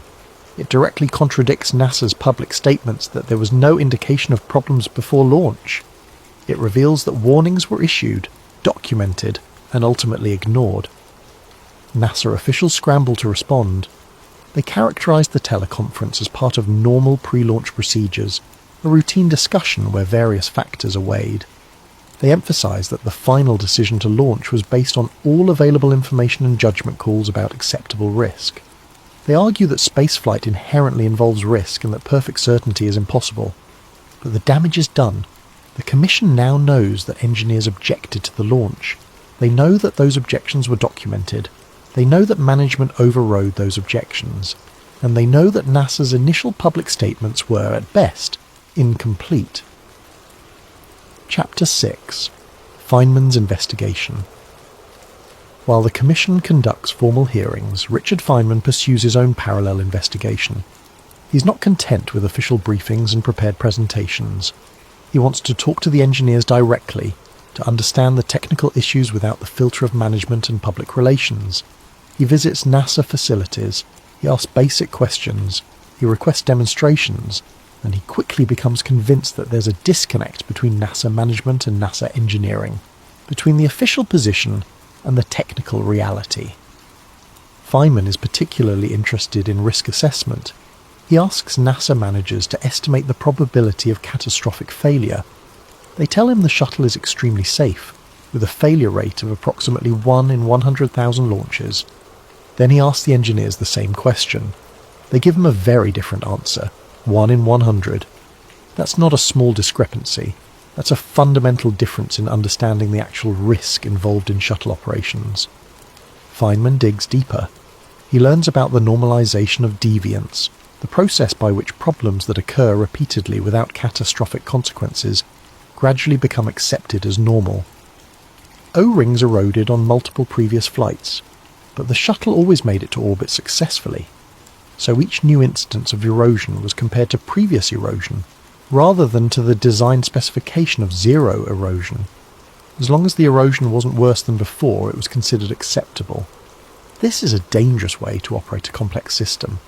It's how you slowly, incrementally, without anyone making a single catastrophically bad decision, drift toward disaster.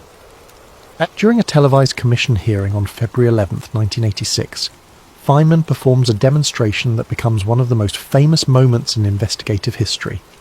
He's been provided with samples of O-ring material, small pieces of the same rubber used in the solid rocket booster joints.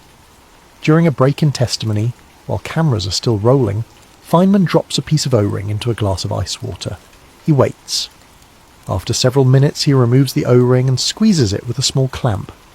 On camera, visible to millions of people watching the hearing, the compressed O-ring doesn't spring back. The cold has made it stiff, inflexible, unable to perform its sealing function. Feynman's voice, casual and conversational, delivers the conclusion. I believe that has some significance for our problem. It's a masterpiece of understatement. What he's demonstrated, simply and visually, is that cold makes O-rings fail. That this isn't complex or debatable. It's basic physics. And that anyone who understood this physics should have known that launching in freezing temperatures was dangerous. The demonstration is replayed endlessly on news broadcasts. It's simple enough for anyone to understand, and it makes NASA's claims of unpredictability much harder to defend. But Feynman doesn't stop there. He writes an appendix to the Commission's final report, a personal statement describing what he's learned about NASA's culture and decision-making processes. In the appendix, he describes the disconnect between management's rosy estimates of shuttle reliability and engineering's realistic assessment of risks. He describes the normalization of deviance, the acceptance of problems as routine. He describes the pressure to maintain launch schedules despite safety concerns. And he concludes with words that have become famous, words that cut to the heart of what went wrong, not just with Challenger, but with NASA's institutional culture. For a successful technology, reality must take precedence over public relations, for nature cannot be fooled. NASA attempts to exclude Feynman's appendix from the final report. They argue it's too critical, too personal, too harsh in its assessment of management. They suggest it should be softened or removed entirely. Feynman refuses. He tells the Commission that if his appendix isn't included, he'll remove his name from the report and publish his findings independently. The appendix is included, but it's placed at the back of the report, physically separated from the main findings, formatted differently, clearly marked as Feynman's personal observations rather than official Commission conclusions. It's there, but it's marginalised, which is exactly how you suppress inconvenient truth without technically hiding it. Chapter 7. What the transcripts revealed. As the Rogers Commission's investigation continues, more details about the January 27th teleconference emerge. Partial transcripts are released. Participants provide testimony. The full scope of the engineering objections becomes clear. But there's something odd about how this information is presented. Early summaries of the teleconference released by NASA and included in initial commission materials are notably incomplete. They mention that concerns were raised about cold weather. They note that Morton Thiokol initially recommended against launching. They record that Thiokol management eventually approved the launch. What they don't capture is the urgency, the desperation, the repeated warnings that this launch was dangerous. Roger Boisjoli later describes his frustration with how the conference call was characterized in official summaries. He says the documents made it sound like a routine pre-launch discussion, with normal engineering caution, rather than what it actually was, which was engineers begging management not to launch. Transcript sections are heavily redacted. Some conversations are marked as internal deliberative discussions and withheld from public release. Other sections are summarised rather than quoted verbatim. Why? The official explanation is standard bureaucratic practice. Government agencies routinely protect internal deliberations. Releasing full transcripts could expose individuals to litigation, could reveal proprietary technical information, could compromise NASA's ability to conduct future internal reviews. But there's another possible explanation, that the full unredacted transcripts would make absolutely clear that engineers predicted the disaster, that they stated their concerns explicitly and forcefully, and that management decided to launch anyway for reasons related to schedule and politics rather than engineering. And revealing that level of foreknowledge would make the disaster look less like an accident and more like a choice. Alan MacDonald's testimony provides some of the most damning details. He describes the pressure from NASA during the teleconference. He recounts being asked directly why Morton Thiokol was attempting to change launch criteria on the eve of launch. He describes the implication that another delay would have consequences for Morton Thiokol's relationship with NASA. He also describes the aftermath, the pressure to stay silent, the sense that speaking truthfully about what happened that night would be seen as disloyal or unhelpful. Other engineers report similar experiences. They describe being debriefed by management after giving testimony. They describe being asked to clarify their statements, to ensure they weren't being taken out of context, to remember that the shuttle program's survival depended on maintaining public and congressional confidence. None of this is illegal. None of it is even technically suppression. It's just the normal operation of a large bureaucratic organisation trying to protect itself after a disaster. But the effect is to minimise the appearance of foreknowledge, to soften the evidence of ignored warnings, to make the disaster seem more like bad luck than bad judgment. Chapter 8. The crew cabin question. There's another aspect of the Challenger disaster that NASA handles with extreme care. It's the question of what happened to the crew, and specifically whether they survived the initial breakup. When Challenger disintegrated at 73 seconds, the orbiter didn't explode in the conventional sense. The external tank ruptured and ignited, creating a massive fireball. Aerodynamic forces tore the shuttle apart. But the crew cabin, the reinforced compartment where the astronauts sat, was designed to survive certain types of structural failures, and it did survive, initially. The crew cabin separated from the disintegrating orbiter largely intact. It began tumbling toward the ocean, falling from an altitude of approximately 46,000 feet. For the families of the crew, for the public, the immediate assumption was that death was instantaneous. The fireball, the breakup, the violence of the disaster all suggested that no one could have survived even for a moment. But wreckage recovery tells a different story. In March 1986, search teams locate the crew cabin on the ocean floor. It's heavily damaged from impact with the water, crushed by the deceleration forces, but identifiable, and when it's recovered and examined, investigators find something that raises disturbing questions. At least 3 of the 4 personal egress air packs, emergency oxygen supplies worn by the astronauts, have been manually activated. These packs don't activate automatically. They require a crew member to reach up and flip a switch. This means at least 3 crew members were conscious, aware, and functional after the breakup. How long did they remain conscious? What did they experience during the fall? These are questions that NASA addresses very carefully in public statements. The official position, stated in press releases and reports, is that the crew likely lost consciousness very quickly due to depressurization of the crew cabin.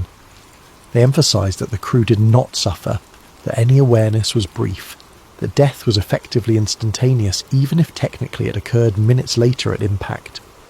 But the evidence is more ambiguous. The crew cabin's integrity after breakup is uncertain. Some analysis suggests it may have remained pressurized for at least some portion of the fall. The activation of the air packs suggests conscious action, and the timeline is inescapable. The crew cabin fell for 2 minutes and 45 seconds before hitting the ocean. That's not instantaneous. That's not a brief moment of awareness. That's potentially nearly 3 minutes of knowing you're falling, of experiencing the tumbling, of understanding what's coming. NASA never emphasizes these details in public communications. The focus remains on the fireball, the breakup, the tragic loss. When asked about crew survivability, officials provide carefully worded statements about consciousness loss and lack of suffering. The specifics, the activated air packs, the fall duration, the possibility of prolonged awareness, these details are mentioned in technical reports but not highlighted. They're available to anyone who reads deeply into the investigation materials. But they're not part of the public narrative. Why? Because the image of astronauts falling conscious through the sky, aware that they're going to die, is unbearable. It transforms the disaster from a sudden tragedy into a prolonged horror. And it raises questions about crew cabin design, about emergency escape systems, about whether anything could have been done differently. It's not technically a cover-up. The information is in the reports, but it's narrative management. Protecting the public from the worst details, protecting NASA from additional scrutiny, protecting the space program from questions about whether crew safety was given appropriate priority. Or, depending on your perspective, it's another form of suppression. Another example of controlling information to shape perception. Chapter 9. The Cost of Truth. Roger Boisjoli becomes a public figure after his testimony to the Rogers Commission. Media coverage portrays him as a hero, a whistleblower who tried to prevent the disaster. He receives awards from engineering societies. He's invited to speak at universities and conferences. But within Morton Thiokol, he's something else entirely. He's the engineer who publicly criticised management. He's the person who made the company look bad. He's a problem. After his testimony, Boisjoli is reassigned. He's removed from the solid rocket booster redesign team, the group working to fix the O-ring problem for future shuttle flights. It's the work he's most qualified to do, the work where his expertise would be most valuable. But he's excluded. Instead, he's given assignments with no real responsibility. Busy work.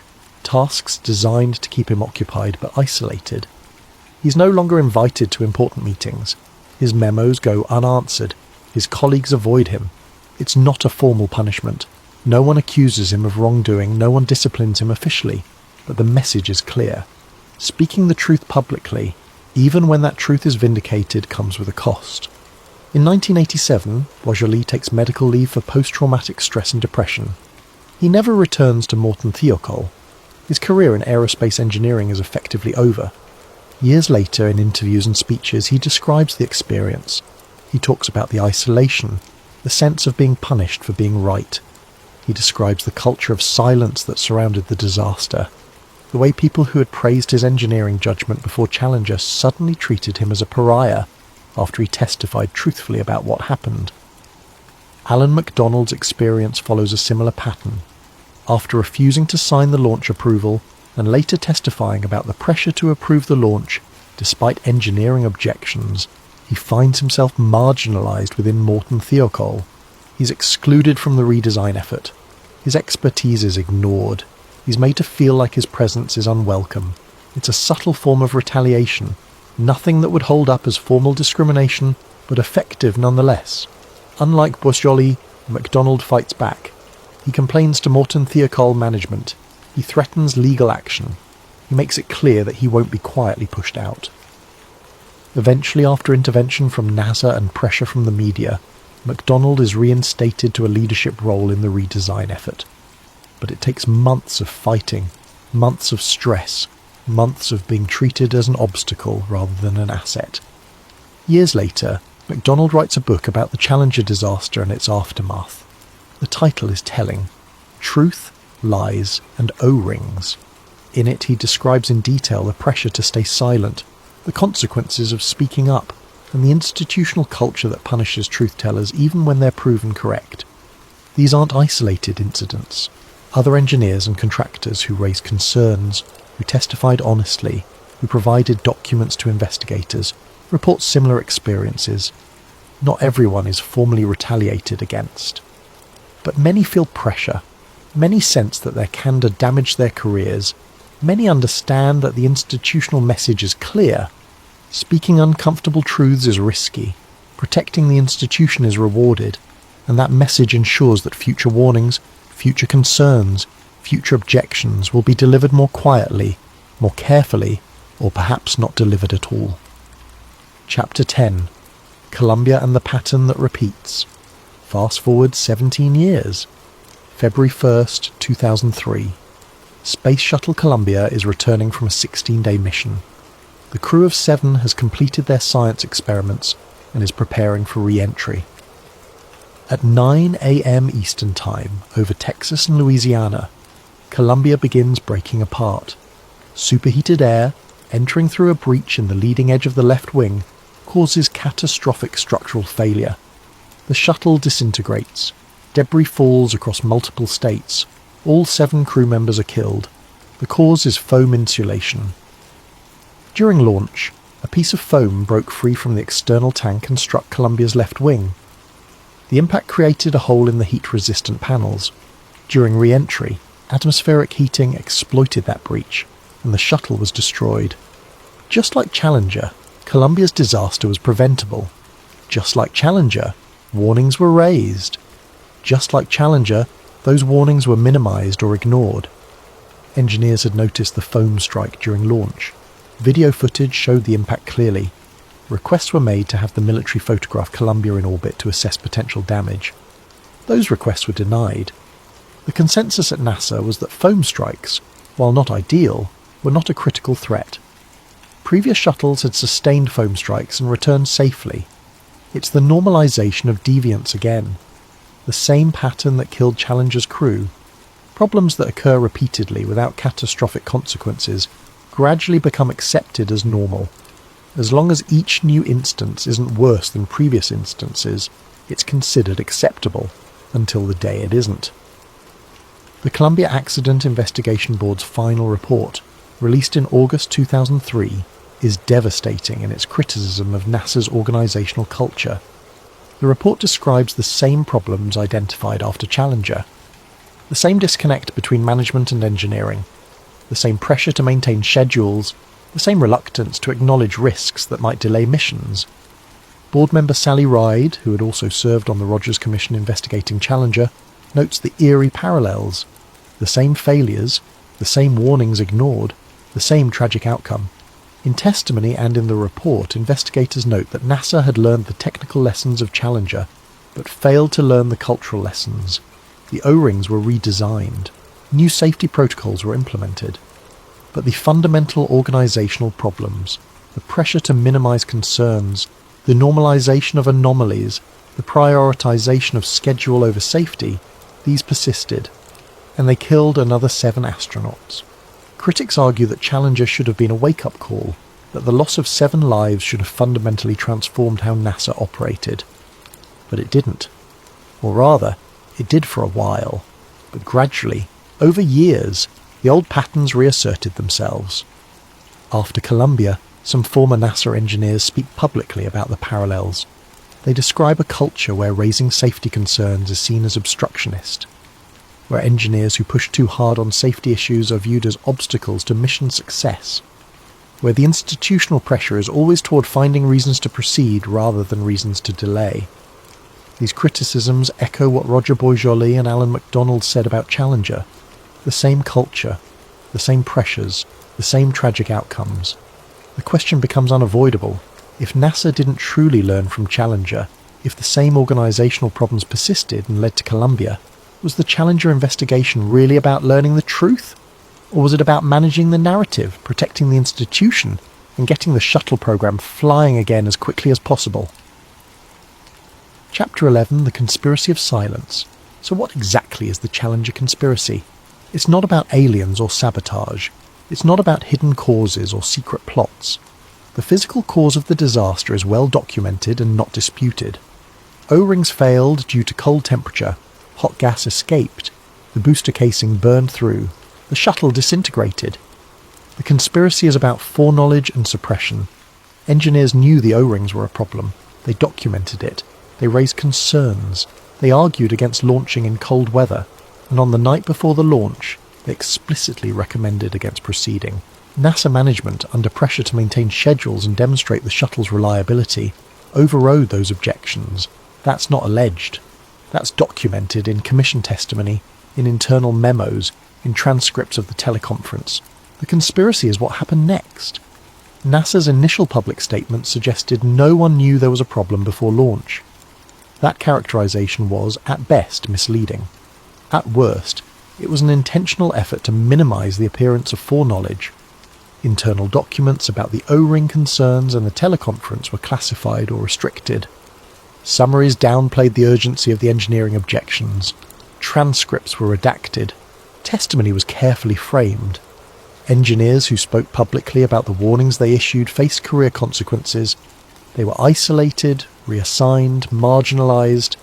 The institutional message was clear. Protecting NASA's image mattered more than acknowledging uncomfortable truths. Details about the crew's final moments, the activated air packs, the duration of the fall, were mentioned in technical reports but not emphasized publicly. The narrative focused on the explosion and the fireball, not on the possibility that some crew members were conscious during the fall. All of this is documented. None of it is speculative. The Rogers Commission report, testimony transcripts, later interviews with participants, books written by engineers involved, all confirm these basic facts. So why did NASA do this? Why suppress information? Why punish truth-tellers? Why manage the narrative so carefully? Because the alternative was unthinkable. If NASA fully acknowledged that engineers had explicitly warned against the launch, that management overrode those warnings for schedule-related reasons, that the disaster was therefore preventable, the consequences would have been catastrophic for the agency. Congressional investigations would have gone deeper. Criminal negligence might have been alleged. Budget cuts would have been severe. The entire shuttle program might have been permanently grounded. NASA's response was institutional self-preservation, not a coordinated conspiracy in the traditional sense. Just the natural behaviour of a large bureaucratic organisation trying to survive a disaster of its own making, protect the institution, minimise culpability, control the narrative, ensure the program continues, and the cost of that response. The truth was delayed, softened, suppressed. The people who tried to prevent the disaster were punished, and the cultural problems that led to Challenger were never fully addressed, which meant they persisted until they killed 7 more astronauts on Columbia. Epilogue: The Quiet Truth. The Challenger disaster is remembered as one of the darkest moments in American history. 7 people died on live television while millions watched. Children saw their teacher disintegrate in a fireball. A nation's confidence in its space program was shattered. But the real tragedy isn't just that Challenger exploded. The real tragedy is that it didn't have to happen. And the deeper tragedy, the one that should haunt us, is what happened after the explosion. How the truth was managed. How warnings were minimized. How the people who tried to prevent the disaster were punished for being right. Let's be absolutely clear about what happened. Engineers knew. They documented their concerns in memos that still exist, that you can read today if you want to. They raised alarms in meetings that were recorded. They spent hours on a conference call the night before the launch, presenting data, explaining physics, making their case in the strongest possible terms. Do not launch in these temperatures. The O-rings will fail. People will die. They weren't speculating. They weren't being overly cautious. They were reading the data and following the physics to its logical conclusion. This was preventable. This was predictable. This was foreseen, and they were overruled. Not because their data was wrong, not because their conclusions were flawed, but because other factors, schedule pressure, political considerations, the desire to avoid another delay, these mattered more to management than the lives of 7 astronauts. That's documented. That's not conspiracy theory. That's in the commission testimony, in the transcripts, in the books written by the engineers who were there. Then, after the explosion, after the sky tore apart and debris rained into the ocean, and 7 people died exactly as predicted, NASA began a different kind of operation. Not just an investigation, not just a recovery effort, but a narrative management campaign. The goal was simple: acknowledge the technical failure while minimizing the appearance of foreknowledge. Admit the O-rings failed while obscuring the fact that engineers predicted they would. Accept responsibility in the abstract while avoiding specific accountability for the decision to launch despite warnings. It worked. For years it worked. The public narrative became tragic accident, technical failure, lessons learned. The shuttle program was redesigned and resumed. NASA's reputation recovered. The space program continued. But the truth, the full truth, remained buried in appendices and technical reports and testimony that was summarized and softened and carefully framed. The teleconference on January 27th became described as routine pre-launch discussions rather than what it actually was. Hours of engineers desperately arguing against launching. Hours of management pressure to approve despite objections. Hours of institutional priorities overriding engineering judgment. The crew's final moments, the activated air packs, the 2 minutes and 45 seconds of falling. These details appeared in technical documents, but were never emphasized publicly. The narrative focused on the fireball, the instant of breakup, the mercy of sudden death, not the horror of prolonged awareness during an unsurvivable fall. The engineers who spoke truth, who testified honestly about what happened, who refused to participate in the narrative management, they were punished. Not officially, not in ways that would create legal liability, but through isolation, reassignment, career destruction. The institutional message was unmistakable. Protecting NASA matters more than uncomfortable truth. And 17 years later, it all happened again. Columbia, 7 more dead. Same organizational culture. Same pressure to maintain schedules. Same normalization of risk. Same warnings ignored. Because NASA learned the wrong lessons from Challenger.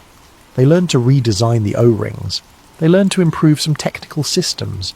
But they didn't learn the fundamental lesson.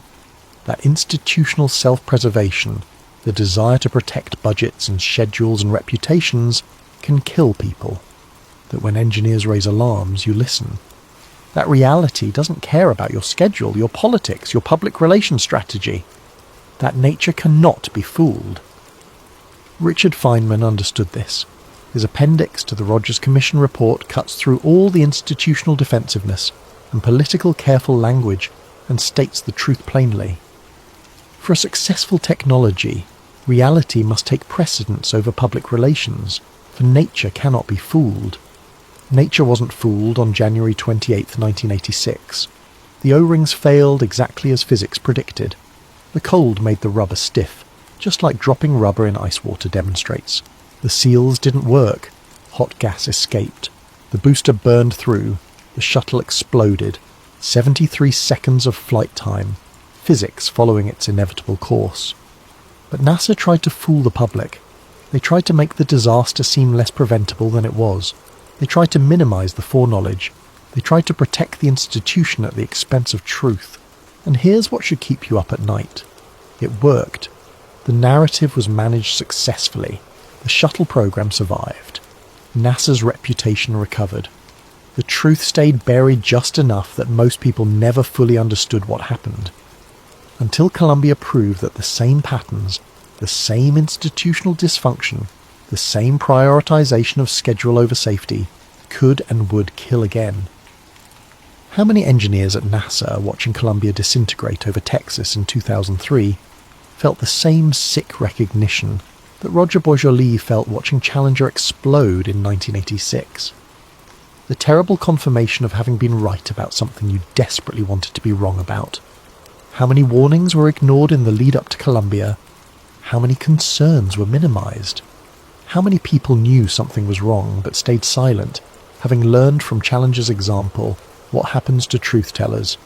These are questions we can't fully answer, because the same institutional patterns that suppressed truth after Challenger persisted after Columbia. The same careful narrative management, the same protection of the institution over uncomfortable facts. Here's what we know for certain. 7 people died on Challenger because managers overrode engineers' warnings.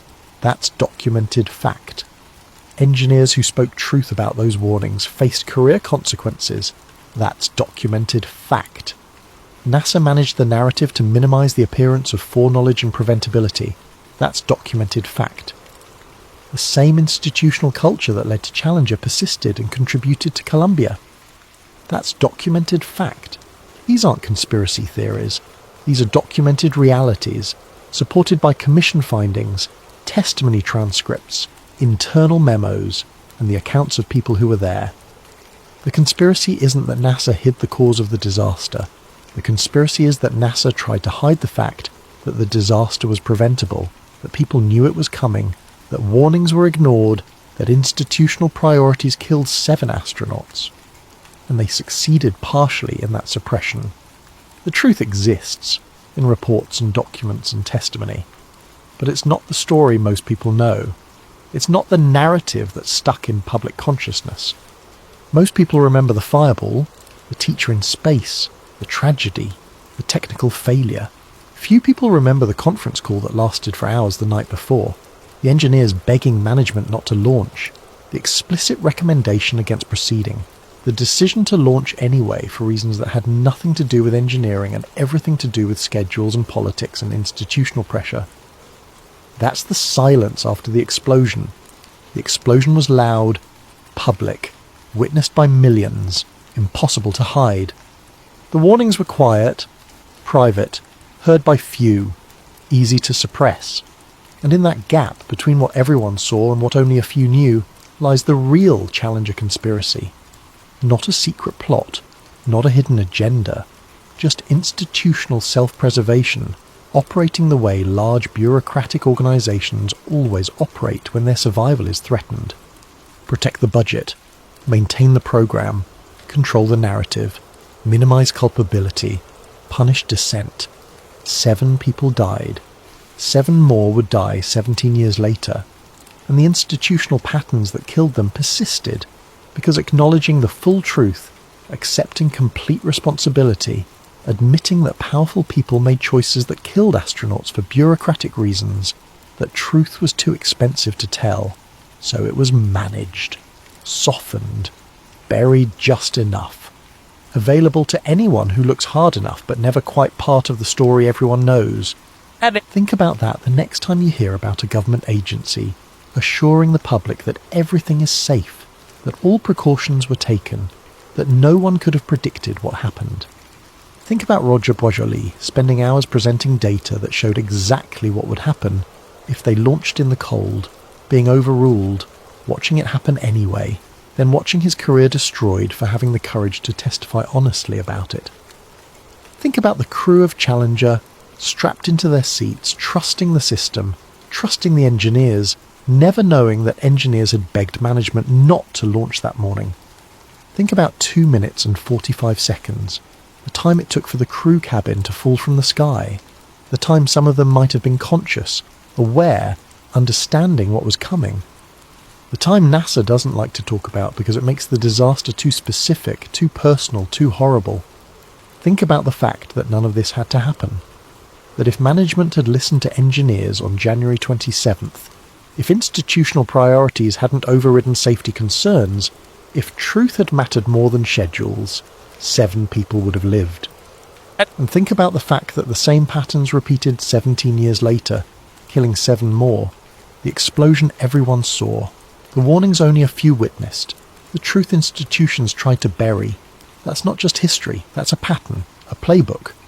A reminder that when powerful organisations are threatened, truth becomes negotiable. Whistleblowers become problems, and protecting the institution takes precedence over everything else, including human life. Sleep well.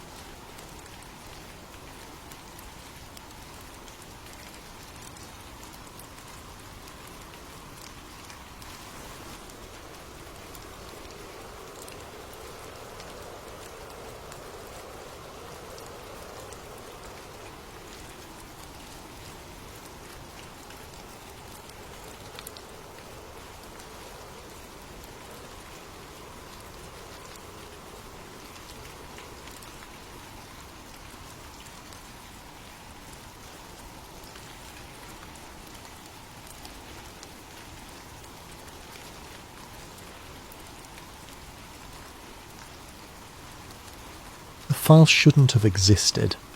Clara Rains had spent 3 years analysing radar anomalies for Sentinel Defence Analytics, cross-referencing FAA flight paths with weather patterns, satellite debris, and the occasional flock of geese that confused outdated tracking systems. She'd seen every kind of glitch, every data corruption, every bureaucratic mislabelling that could make a spreadsheet lie. But she'd never seen 3 separate federal databases, FAA, FEMA, and CDC, share the same incident code for events that had nothing to do with each other, until now. It was 11:47 p.m. on a Tuesday in March 2026 when the pattern emerged.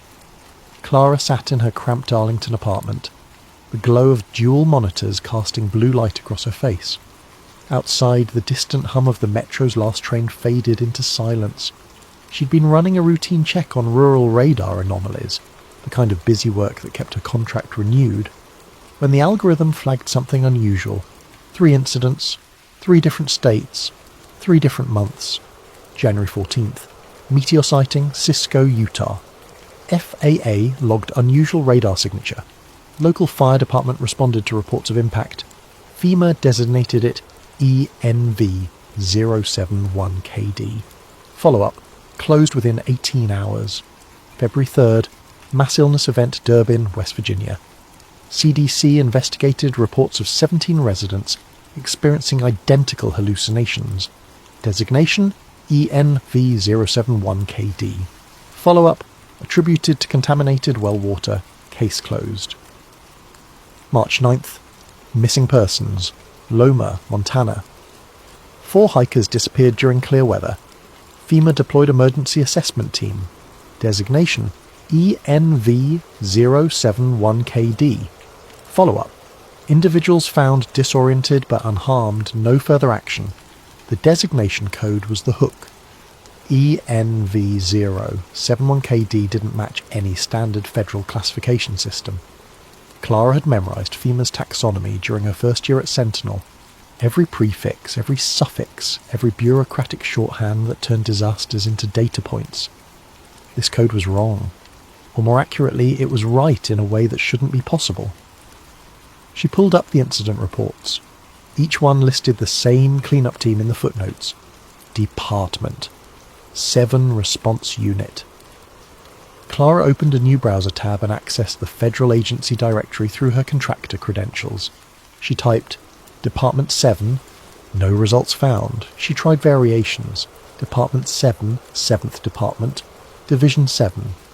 She expanded her search to include the Office of Personnel Management Database, the Congressional Budget Office's agency listings, even the Freedom of Information Act reading room, and nothing. The clock read 12:33 a.m. Clara leaned back in her chair, the leather creaking in the silence. In Washington, agencies didn't simply not exist. Even the most classified operations, JSOC's Grey Fox, the NSA's Tailored Access Operations, the DOE's Nuclear Emergency Support Team, left paper trails, budget line items, redacted organisational charts, acronyms in appropriations bills. But Department 7 had no shadow, no trace, no echo in any database she could access. She should have closed her laptop and gone to bed, should have dismissed it as a data entry error, some clerk in 3 different agencies accidentally typing the same wrong code, should have remembered that curiosity was a liability in her line of work. Instead, she downloaded all 3 incident reports to an encrypted drive, cleared her browser history, and decided to dig deeper. That decision would be the last normal choice she'd ever make. Clara spent the next week building a timeline. She worked carefully, methodically, the way her father had taught her during the summer. He'd tried to get her interested in bird watching. Pattern recognition, he'd said, pointing to migration routes on a map. It's not about seeing one bird, it's about seeing where they all go. She pulled archived news reports from the 3 towns. Cisco, Utah. Local paper ran a brief story about the meteor, included a quote from a resident who described men in dark suits arriving before the fire department. The follow-up article, published 2 days later, made no mention of suits or federal agents, just a meteorite fragment donated to the local college. Durbin, West Virginia. Nothing in the news archives at all. Clara found a deleted social media post, cached by a web scraper, from a resident claiming government people had quarantined the elementary school for testing. The post had been removed within 6 hours. Loma, Montana. The missing hiker's story made regional news, but the official report was bland. 4 hikers from Seattle got separated from their trail group, spent a night in the woods, experienced mild hypothermia and confusion. A park ranger found them the next morning. The incident report listed no ranger's name. Clara cross-referenced the dates with satellite imagery from commercial providers. Cisco, thermal bloom consistent with impact, followed by ground vehicles arriving within 2 hours, at 3 a.m, long before local emergency services were notified. Durbin, no unusual activity visible, but cell tower data showed a 5-hour communications blackout in a 3-mile radius. Loma, cloud cover obscured the area during the critical 48 hours. Every lead led to a gap. Every question led to silence. On Thursday evening, Clara broke protocol. She called an old colleague from her graduate program at Georgetown, Marcus Webb, who'd taken a position with the Defense Intelligence Agency's Open Source Analysis Division. They met at a coffee shop in DuPont Circle, the kind of anonymous place where half the customers were having quiet conversations about things they shouldn't discuss in public. "You look like you haven't slept," Marcus said, stirring sugar into his espresso. "I need you to look up something for me," quietly. "I'm not pulling classified files, Clara. Not asking you to. Just check the DIA's unclassified organisational records. Tell me if you've ever heard of Department 7. Marcus frowned. "Department 7 of what?" "That's what I'm asking." He pulled out his phone, spent 2 minutes scrolling, then shook his head. "Nothing." "Why? You ever come across an incident code ENV071KD? "No, that's not a standard format." "Where'd you see it?" Clara hesitated. "Just something that crossed my desk. Probably nothing." Marcus leaned forward, lowering his voice. If it's probably nothing, why do you look scared? She didn't answer. Instead, she asked, you ever hear stories about cleanup teams? Federal, but not from any specific agency? You mean like NEST? They're DOE? No, unmarked, just present when weird things happen, then gone. Marcus set down his cup. Clara, if you've stumbled onto something operational, you need to report it through proper channels and then forget about it. Seriously, I've seen contractors lose their clearances for less. What if the proper channels don't acknowledge it exists? Then it definitely doesn't exist, and you should stop asking. He stood, leaving a 20 on the table. I mean it. Some doors stay closed for good reasons. Clara watched him leave. She finished her coffee in silence, then took the metro back to Arlington, checking over her shoulder 3 times before entering her building. That night she found the photographs. She'd requested field documentation from the Cisco incident through a Freedom of Information Act query, a routine request that should have taken months to process. Instead, the response arrived in 4 days, a PDF containing 12 heavily redacted pages and 6 photographs. The photos showed the impact site. Scorched earth, a shallow crater, scattered fragments of dark material, standard meteor documentation. But in the background of the third photo, Clara spotted something the redaction team had missed. 3 vehicles parked in formation, dark SUVs with no visible markings. She zoomed in. The resolution degraded, but she could make out a small emblem on the lead vehicle's door. White numbers on a black circular background. 7-13-4. Clara saved the image, enhanced it using forensic software, and confirmed what she'd seen. The badge was deliberately minimal, no agency name, no seal, just numbers. A designation that meant nothing to anyone outside a very specific circle. She ran the number sequence through pattern analysis. 7-13-4 could be a unit identifier, a radio call sign, a budget code, or it could be nothing. Random numbers chosen precisely because they conveyed no information. But if they meant nothing, why use them at all? Clara opened a secure document and began writing everything down. Every incident, every connection, every gap in the official record. She backed it up to 3 separate cloud services under false names, printed a hard copy, and sealed it in an envelope she hid behind her bathroom mirror. At 2:17 a.m., her phone rang. The number was blocked. Clara stared at the screen for 3 rings before answering. Silence. Hello? Nothing. Not even breathing. Just the faint hiss of an open line. Who is this? The call ended. Clara checked her phone logs. The incoming call didn't appear. No duration, no number, no record it had ever happened. She didn't sleep that night. Friday morning, Clara arrived at work to find an email waiting in her inbox. The sender was listed as Federal Records Compliance Office, an entity she'd never heard of. The subject line read, FOIA request number 2026-03-FAA-7719-DENIED. She opened it. Your request for field documentation regarding incident ENV071KD, Cisco, UT, has been reviewed and denied under 5 U.S.C. Section 552B1. The requested materials are classified in the interest of national security. No further information can be provided at this time. This denial is final and not subject to administrative appeal. Clara checked her FOIA tracking portal. Request number 2026-03-FAI-7719 didn't exist in the system. She'd never been assigned that number. More importantly, she'd already received the documents. She had them saved on her laptop. Someone was trying to erase what she'd already seen. Clara closed her email and opened a private browser window.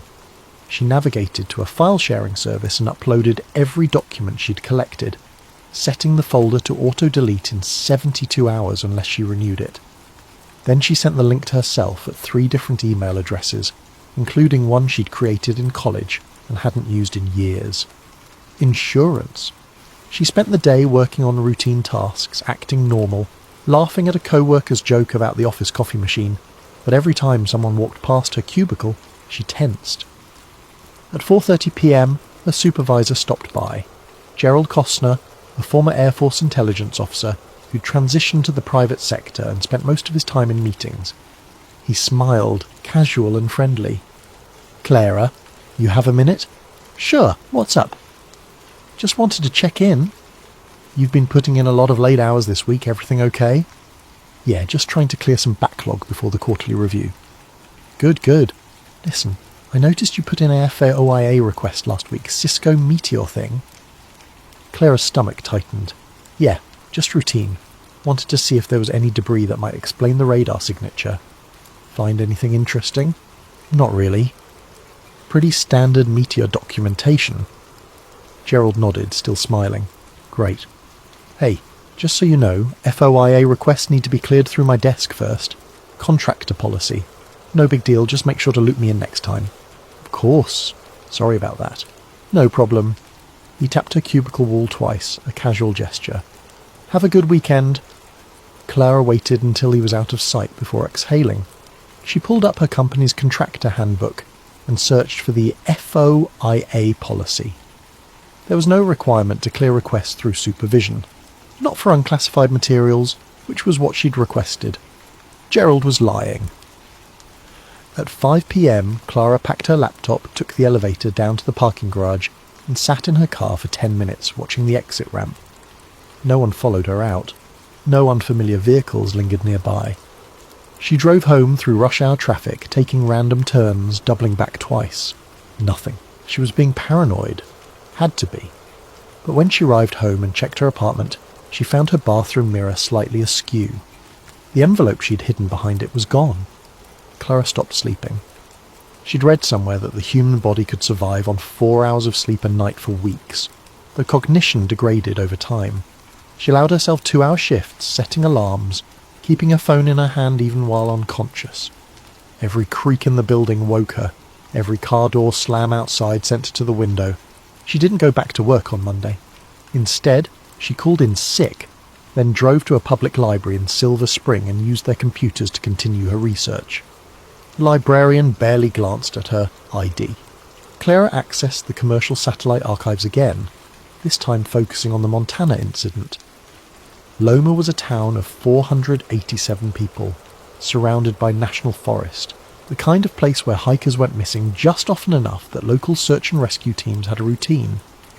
The 4 missing hikers, Sarah Donnelly, Marcus Price, Jennifer Torres and Kyle Hammond, had been experienced backcountry campers, all in their 30s, all from Seattle.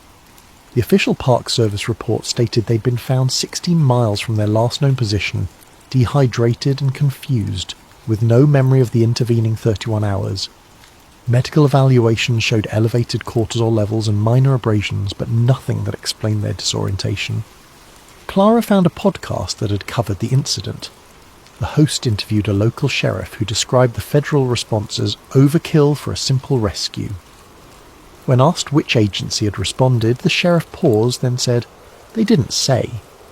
Had badges, but I didn't catch the department." The podcast had been posted 3 weeks ago. Clara tried to access it now. The episode had been removed. The show's website listed all episodes except that one. She found a cached version through a web archive and downloaded the audio file. At timestamp 23:17, the sheriff said something she'd missed in the transcript. They set up a perimeter around the recovery site. Wouldn't let our people in until they'd secured the scene. I asked what they were securing. These were hikers, not criminals. Guy just looked at me and said, "Contamination protocol." Never explained what that meant. Contamination protocol. For missing hikers. Clara dug deeper into the background of the 4 individuals. Marcus Price's social media had gone dark after his rescue. His last post was from the trailhead, a photo of sunrise over the mountains. His Facebook profile still existed, but every post after the incident had been deleted. His friends' comments remained. "Glad you're okay, man. Call me when you can talk about it." She found a phone number for Marcus Price through a people search site and called it. The line rang 4 times before going to voicemail. His voice sounded tired. "This is Marcus. Leave a message." "Mr. Price, my name is Clara Rains. I'm a researcher looking into unusual federal responses to outdoor incidents. Was hoping to ask you a few questions about your experience in Montana last month. Please call me back at this number. It's important." She left her burner phone number, a prepaid cell she'd bought with cash that morning. 3 hours later, it rang. "Hello? You called about Montana?" The voice was male, cautious, not Marcus Price. "Who is this?" "Doesn't matter. You need to stop asking questions about that." "I just want to understand what happened." "No, you don't. Trust me, Marcus doesn't remember, and that's a mercy." "What do you mean he doesn't remember?" "I mean exactly what I said. Whatever they did to him, to all of them, it worked. He can't even talk about it without getting panic attacks. Leave it alone." "Who did something to him? Who are they?" The line went dead. Clara tried calling back. The number didn't connect. She sat in her car in the library parking lot, hands shaking. Someone was watching these incidents. Someone was intervening with witnesses, and someone knew she was asking questions. That night she found Major Emmett Crowley. Crowley's name appeared in a declassified Air Force memo from 1987, a routine personnel reassignment document that listed him as a radar technician, stationed at Malmstrom Air Force Base in Montana. Clara found his name again in a 2003 Veterans Forum post, where he'd commented on a thread about unexplained radar contacts. His post had been deleted, but the quote remained in someone's reply. "We tracked them for years." The official story was always weather balloons or equipment malfunction, but some of us knew better. She tracked him through public records to a small town in New Mexico, where he'd retired 10 years ago. His address led her to a trailer park outside Roswell. Ironic, Clara thought, given the town's history. She drove 17 hours straight, stopping only for gas and coffee. The landscape shifted from green to brown, humid to arid, dense to sparse. By the time she reached Roswell, it was late afternoon, the sun turning the desert gold. Crowley's trailer was clean but weathered, a wind chime hanging by the door. Clara knocked 3 times before an old man answered. He was thin, maybe 70, with sharp eyes that assessed her immediately. "If you're selling something, I'm not interested." "Major Crowley?" "My name is Clara Rains. I need to talk to you about Department 7.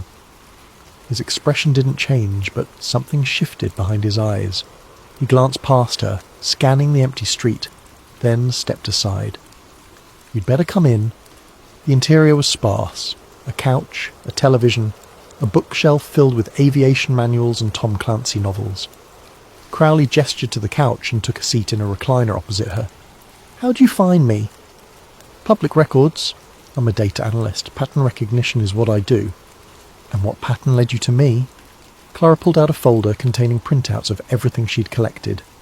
3 incidents, 3 different agencies responding with the same designation code, a cleanup team that doesn't exist in any federal database, and witnesses who either can't remember what happened or disappear from public record. Crowley took the folder, flipping through pages without comment. When he finished, he set it on the coffee table and leaned back. "You shouldn't be looking into this. Everyone keeps telling me that. No one tells me why. Because the people who run Department 7 are very good at making problems go away. And right now, you're a problem. So it does exist. Officially? Number? In practice?" He gestured at her folder. "You've already seen the evidence. They've been around since 1952, born out of Project Blue Book's classified annex. You know about Blue Book? Air Force program that investigated UFO sightings, closed in 1969. That's the public story. The truth is that Blue Book had 2 tracks. Track 1 handled the explainable stuff. Weather balloons, aircraft, Venus. Track 2 handled everything else. The cases where the physics didn't work. The cases where witnesses experienced shared delusions. The cases where something was left behind. Left behind by what? That's the wrong question. 7 doesn't care what causes the events. They care about containment. Their job is to maintain consensus reality. When something happens that contradicts what people believe is possible, 7 arrives and rewrites the scene. They're not covering up aliens or time travellers. They're erasing contradictions. Clara leaned forward. What kind of contradictions? Crowley stood and walked to his bookshelf. He pulled down a binder and handed it to her. Inside were photocopied documents, incident reports, budget memos, personnel rosters, all stamped with classification markings all decades old. 1974, Dulce, New Mexico. Entire town reported seeing geometric lights hovering for 6 hours. Hundreds of witnesses. News crews showed up. Then 7 arrived. Within 48 hours, every video was confiscated, every witness was interviewed, and the official story became military flares. A year later, half the witnesses couldn't remember seeing anything unusual. How is that possible? You'd have to ask them, but I've heard rumours. DARPA programs, neural interference tech targeted electromagnetic fields. They don't just erase evidence, they erase memory. Clear a page through the binder. Another incident. 1989, Shoshone National Forest. A group of hunters found a clearing where all vegetation had been desiccated overnight. The ground fused into glass. Department 7 response team arrived, declared the area contaminated and removed everything. Official explanation: lightning strike. "Why are you telling me this?" Clara asked. "Because you're already in their crosshairs, and maybe if you understand what you're dealing with, you'll be smart enough to stop." Crowley sat down again. "I spent 30 years tracking radar anomalies. I learned to recognise the pattern. Every few months something would happen. Time distortions, energy blooms, mass cognitive events. And every time, 7 would show up. They'd scrub the site, interview witnesses and disappear. I tried to compile a comprehensive report in 1995. 2 weeks later I was reassigned to a desk job in Alaska. The message was clear. But you kept records, copies, hidden, because I knew someone would eventually come asking." He looked at her carefully. "You're not the first. Over the years, a few others have stumbled onto the pattern. Journalists, researchers, people like you. They ask questions, dig too deep, and then they disappear. Not violently. They just stop. New jobs in other states, sudden career changes. Sometimes they seem fine, just uninterested in the topic anymore, like someone flipped a switch." Clara's hands felt cold. "What do I do?" "Stop. Right now. Delete everything. Forget this conversation and move on with your life." "And if I don't?" Cruelly sighed. "Then you'll meet them eventually. And when you do, you'll have a choice. Most people choose to forget. It's easier that way." Clara stood, clutching the binder. "Can I keep this? I made it for you." "But understand, possessing those documents makes you a target.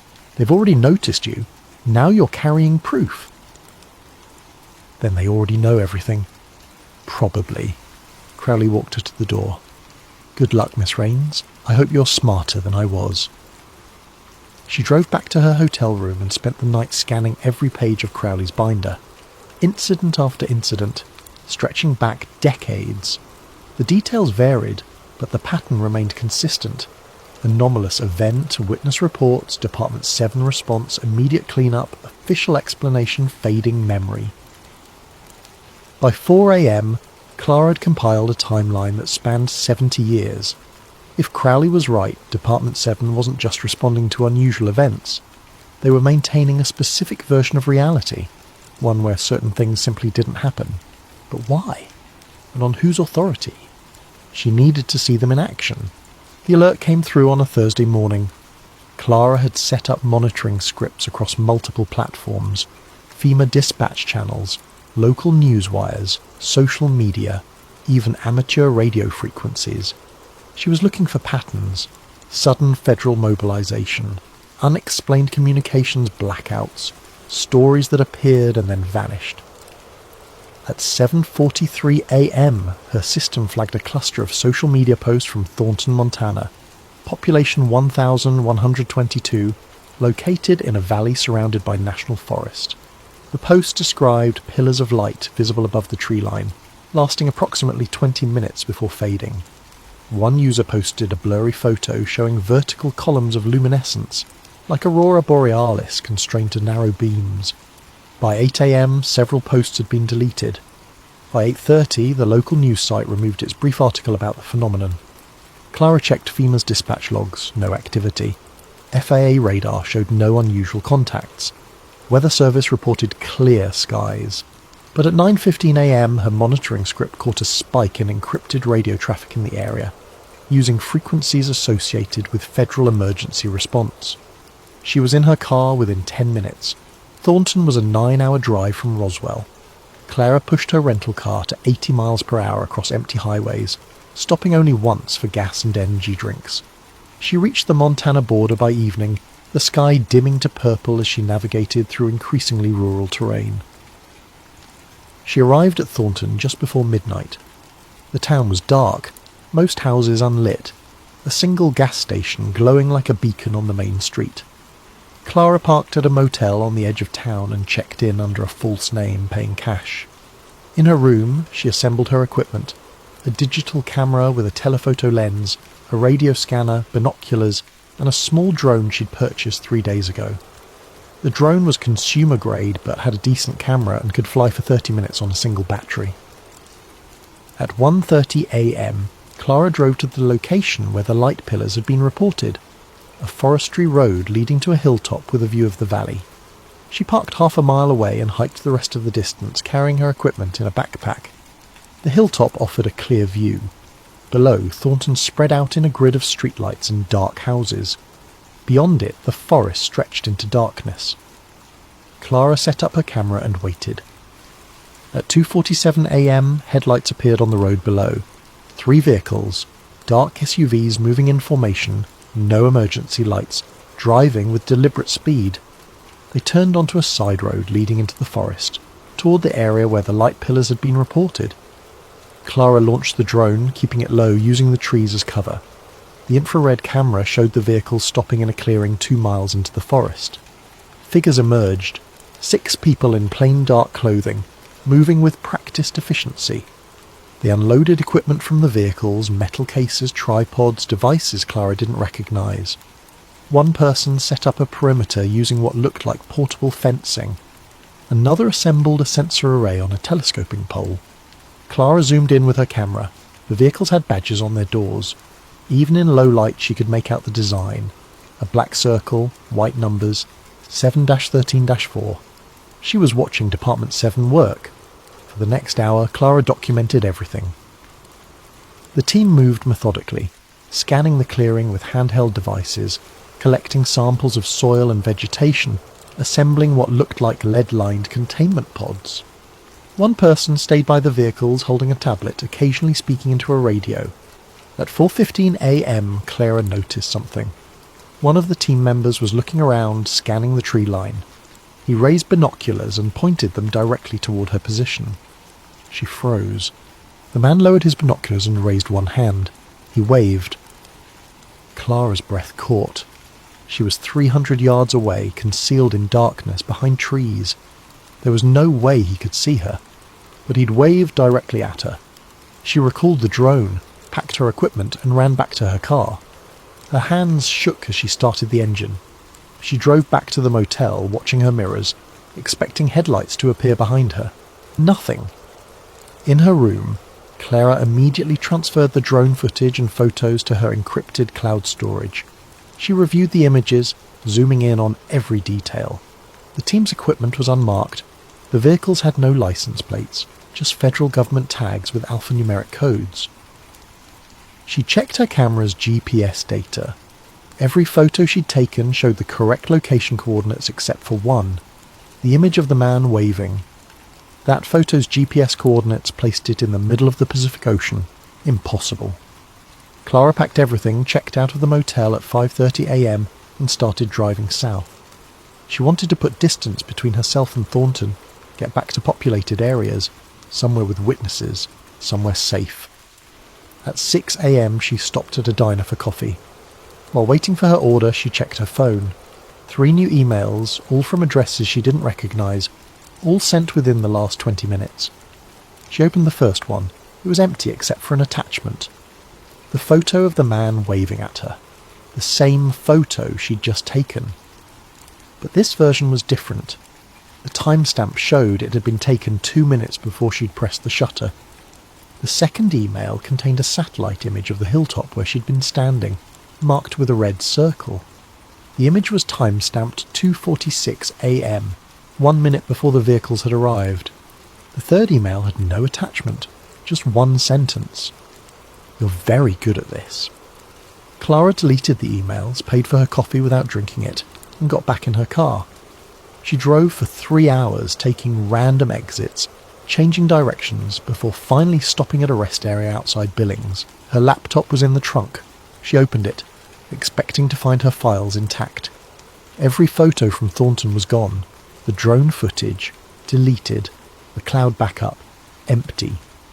Her car's GPS history had been wiped, but her documents folder contained one new file, rains_c_event_log.pdf.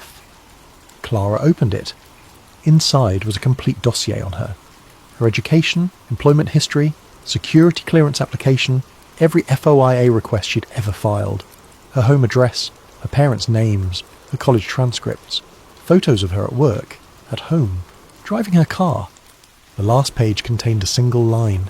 Department 7 extends its regards. Below that, a phone number. Clara stared at the screen. They weren't threatening her. They were introducing themselves. She closed the laptop and sat in her car, watching trucks rumble past on the interstate. She should run, should disappear, should take Crowley's advice and forget everything. Instead, she took out her burner phone and dialed the number. It rang once. "Hello, Clara." The voice was male, calm, professional. "We've been expecting your call." The man on the phone called himself Agent D. Marrow. He didn't offer a first name, didn't explain what the D stood for. He spoke with the measured tone of someone accustomed to delivering information that wouldn't be questioned. "You've done impressive work," he said. "Most people stop after the first warning. You kept going." "Who are you?" "I think you already know the answer to that. Department 7, in a manner of speaking.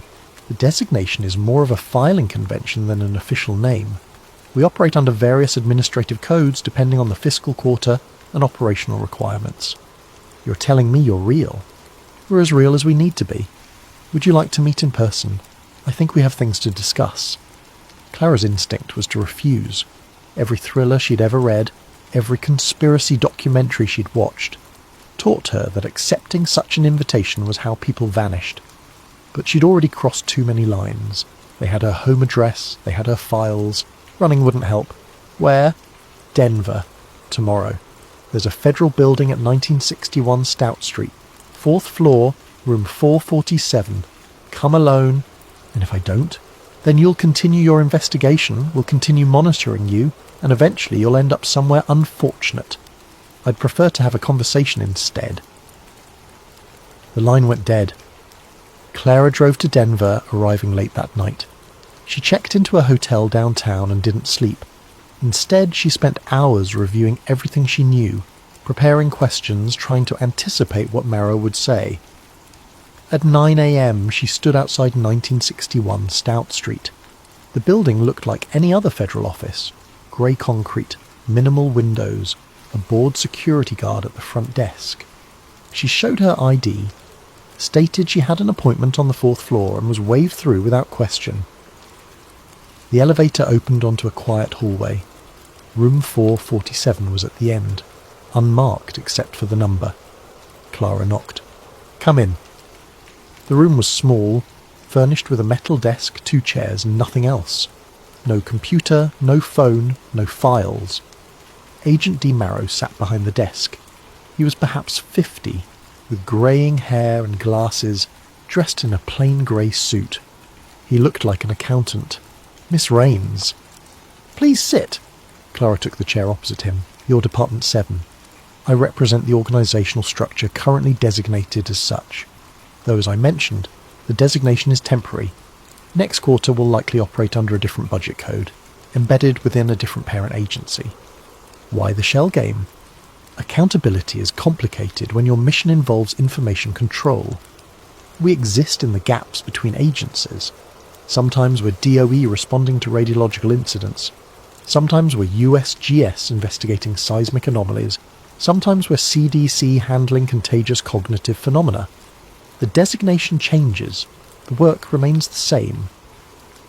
Contagious cognitive phenomena?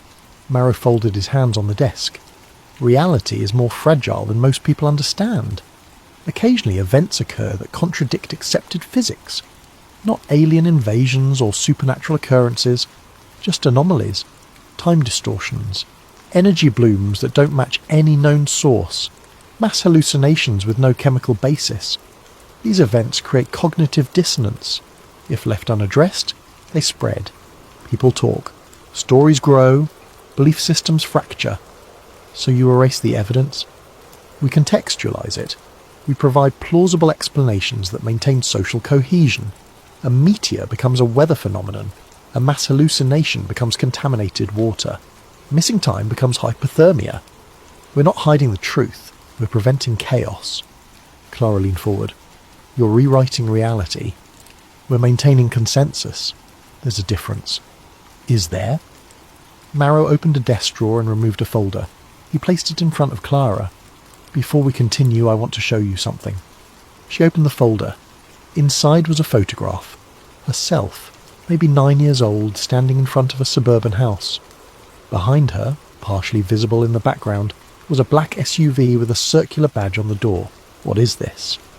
North Carolina, 2003. Your neighbourhood experienced a localised temporal distortion. 17 families reported identical dreams. Clocks ran backward for 40 minutes, and your father called 911 claiming he'd lived the same Tuesday twice. We responded. We cleaned up, and we ensured no one remembered clearly enough to spread the story. Clara stared at the photo. She had no memory of this, but she remembered that house, that year, and she remembered her father acting strangely for weeks afterward. You did something to my father. We offered him a choice, the same choice I'm offering you now. Which is? Marrow retrieved another folder. Department 7 is always looking for analysts, people who can see patterns others miss, people who are already compromised, who've seen too much to go back to normal life. You're exactly the kind of person we need. You want me to join you. I want to offer you a future. You can't unknow what you've discovered. You can't publish it. No one would believe you, and we'd intervene before any story gained traction. You can't run. We'll find you. You can't hide. You already live in our database. But you can be useful. You can help us maintain stability. You can be part of the solution instead of a problem to be solved. And if I refuse? Marrow's expression didn't change. We have a process for that. Neural interference technology, derived from DARPA's cognitive security research. It's not mind control. It's more like data reconciliation. We can't erase specific memories, but we can make them feel unimportant, like a dream you can't quite remember. Within a week, you'd lose interest in this investigation. You'd move on, get a new job, maybe relocate, live a normal life. You'd lobotomize me. We'd help you forget an obsession that's destroying your life. Many people find it merciful. Clara stood. Her chair scraped against the floor. I need time to think. Of course. Take 24 hours. I'll be here tomorrow, same time. Come back with your decision or don't come back at all. Either way, the outcome is already determined. She walked out without responding. Clara spent the day driving aimlessly through Denver, trying to process what Marrow had told her. Every option led to the same place. Department 7 controlled the outcome. Join them or forget them. Comply or be erased. There was no third path. She thought about her father. Had he been given the same choice? Had he accepted the erasure, traded his memories for peace? She called her parents that evening. Clara, honey, is everything okay? Her mother sounded worried. I'm fine. Is Dad there? He's in the garage. Hold on. Her father's voice came on the line, warm and familiar. Hey, kiddo, what's up? Dad, do you remember anything strange happening when I was 9? In North Carolina? A long pause. Strange how? I don't know, just anything unusual, around the neighbourhood. Can't think of anything. Why? No reason, just something I was trying to remember. They talked for a few more minutes. Superficial conversation before Clara hung up. Her father remembered nothing.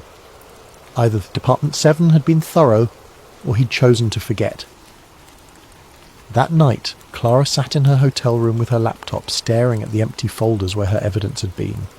She could walk away, accept the erasure, wake up in a week with no memory of Department 7, No obsession with patterns, no fear of unmarked vehicles, a normal life, or she could join them, become part of the system that erased truth, help maintain the comfortable lie that kept society stable. Neither option felt like freedom. At midnight she made her decision. She didn't go back to room 447 the next morning. Instead, she drove to the airport and bought a ticket to Seattle. She turned off her phone, paid cash for everything, and tried to disappear into the crowd. For 3 days, it worked. She stayed in cheap motels, avoided cameras, moved constantly. But on the 4th day, she woke up in a Portland motel room and knew immediately that something was wrong. The room felt different. Her belongings were arranged slightly differently than she'd left them. Her laptop was closed, she'd left it open. She tried to turn it on. Dead battery, though. She'd charged it overnight. Clara grabbed her bag and headed for the door. In the parking lot her rental car was gone. In its place a taxi sat with its engine running. The driver rolled down the window. "Miss Rains, I'm here to take you to the airport." "I didn't call a taxi." "I know, please get in." Clara ran. She made it 2 blocks before exhaustion overtook her. She collapsed on a park bench, gasping, and realised she couldn't remember when she'd last eaten. How long had she been running? 3 days? 4? A taxi pulled up beside her. The driver got out. Not a driver. Agent Marrow, wearing casual clothes, looking concerned. "You chose the hard way," he said. "Most people do." Clara woke up in a white room. Not a hospital. There were no medical instruments, no monitors. Just a bed, a chair, a small table. The door had no handle on the inside. Marrow entered an hour later, carrying a paper cup of coffee. "How are you feeling?" Clara said nothing. "You've been here for 2 days. We've been monitoring your vitals, making sure you're healthy. No one's hurt you." "Where am I?" "A federal medical facility, location classified. You're not a prisoner, Clara. You're a patient receiving treatment for acute stress disorder." "I don't have a stress disorder. Your behaviour suggests otherwise.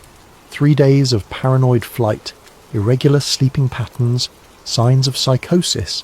It's all documented." He set down the coffee. "This is what I was trying to avoid." "You made it harder than it needed to be." "What did you do to me?" "We initiated the reconciliation process. It takes about a week. Your memories of the Department 7 aren't gone. They're just becoming less important, like background noise. Soon you won't care about any of this." Clara tried to focus, but her thoughts felt slippery. She could remember Thornton, the photographs, Crowley's trailer. But the urgency was fading. Why had she been so obsessed? It seemed distant now, unimportant. "Fight it," she whispered to herself. "Don't," Marrow said gently. "It's easier if you let go." Over the next 3 days, Clara's grip on her investigation weakened. She could recall facts, but couldn't summon the drive to care. Department 7 existed. So what? Lots of classified programs existed. Why had she thought it mattered? On the 6th day, Marrow visited again. "We're releasing you tomorrow. You'll have a new job waiting, data analysis for a private firm in Austin. Good pay, benefits, fresh start. Your apartment in Arlington has been cleared out. Your parents have been told you're relocating for work. Everything's arranged." "What about my files? My research?" "Gone. We've removed every trace. It never happened." Clara nodded. That seemed reasonable. But that night, alone in the white room, a fragment of memory surfaced. Her father, speaking to her when she was 9. "Sometimes you have to remember things even when people tell you to forget. Pattern recognition isn't just about what you see, it's about what you hold on to." Had he said that? Or was she imagining it? She closed her eyes and tried to visualize her evidence. The 3 incidents. ENV071-KD, the badge numbers 7-13-4, the man waving at her in Thornton, the email, "You're very good at this." By morning the details had faded to impressions, but something remained. A feeling that she'd discovered something important. Clara was released on a Tuesday morning. They returned her belongings, her phone, her wallet, her clothes. Her laptop was gone, replaced with a new one. They gave her a plane ticket to Austin and an employment packet for her new job. She arrived in Austin that afternoon. Her new apartment was furnished, her name already on the mailbox. Her employer, a tech firm she'd never heard of, welcomed her enthusiastically. Her new supervisor explained her role, analysing market trends, nothing classified, nothing complicated. For 2 weeks Clara lived normally. She worked, grocery shopped, watched television. Sometimes she'd catch herself staring at nothing, feeling like she'd forgotten something important, but the feeling always passed. Then, one evening, she received an email. The sender was listed as Federal Records Archive. The subject line, FOIA request reminder. She opened it. Your request for records regarding incident ENV071KD remains pending. Estimated processing time 6 to 8 months. You will be notified when documents are available. Clara stared at the email. ENV071KD. The code meant nothing to her. She didn't remember filing any FOIA request. She should delete it. Instead, she searched her deleted emails, found nothing. Searched her browser history, nothing. But the code stuck in her mind. ENV071KD. She opened a private browser window and typed it in. No results, just like before. Before when? Clara closed her laptop and went to bed, but she didn't sleep. 3 months later, a junior analyst at NOAA named David Park was processing routine satellite data when his system flagged an anomalous file. Department 7 event range.log. He clicked it. Inside were coordinates, timestamps and incident codes. One entry caught his attention. A predicted meteor sighting in rural Wyoming, scheduled for 3 days from now. David frowned. Predicted meteor sightings weren't part of NOAA's standard data. He checked the file's metadata. Created 3 months ago. Last modified yesterday. He tried to trace the file's origin, but the access logs instantly deleted themselves. David should have reported it to his supervisor. Should have followed proper protocol for unexplained data. Instead, he wrote down the coordinates. 3 days later, he took a personal day and drove to Wyoming.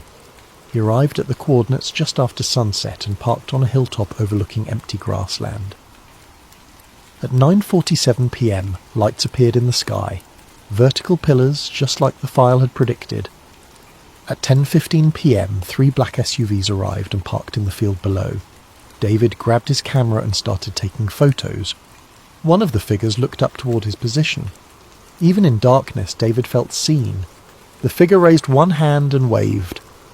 Clara sat in her Austin apartment, unable to shake the feeling that she'd forgotten something crucial. She'd started keeping a journal, writing down fragments of dreams that felt like memories, codes, numbers. A man in a grey suit offering her a choice. None of it made sense. But she'd learned to trust patterns, even when she couldn't remember why. She opened her laptop and typed, Department 7. No results. She tried. ENV071KD, nothing, but her hands kept typing almost automatically. Department 7 _event_rains.log, and somewhere in a classified server farm in Virginia, an automated alert triggered. A file had been accessed. Not by Clara Rains. The credentials had been deactivated months ago, but the search query had been logged. Agent DiMauro received the notification on his secure phone. He read it, sighed, and opened a new case file. Subject: Rains Clara. Status: Recursive Awareness. Recommendation: Enhanced Reconciliation. He closed the file and made a call. We have a problem, he said. The Rains case isn't resolved. She's starting to remember. How is that possible? I don't know, but we need to bring her back in. What about the other one? Park? Same protocol. They're both exhibiting pattern recognition despite treatment. It's as if the signal is calling to them. Then we need to find the source of the signal. Marrow looked out his office window at the Denver skyline. We've been trying for 70 years. Whatever creates these events doesn't want to be found. It wants to be seen, and it chooses who sees it. He hung up and pulled up Clara's file again. Her photo stared back at him from the screen. Taken at age 9, standing in front of a suburban house, a Department 7 vehicle visible in the background. Even then she'd been watching. Some patterns couldn't be erased. Some people couldn't forget. And somewhere in the American night another set of lights appeared in the sky. calling to those who could see. Department 7 would respond. They always did. That the pattern would continue. It always did.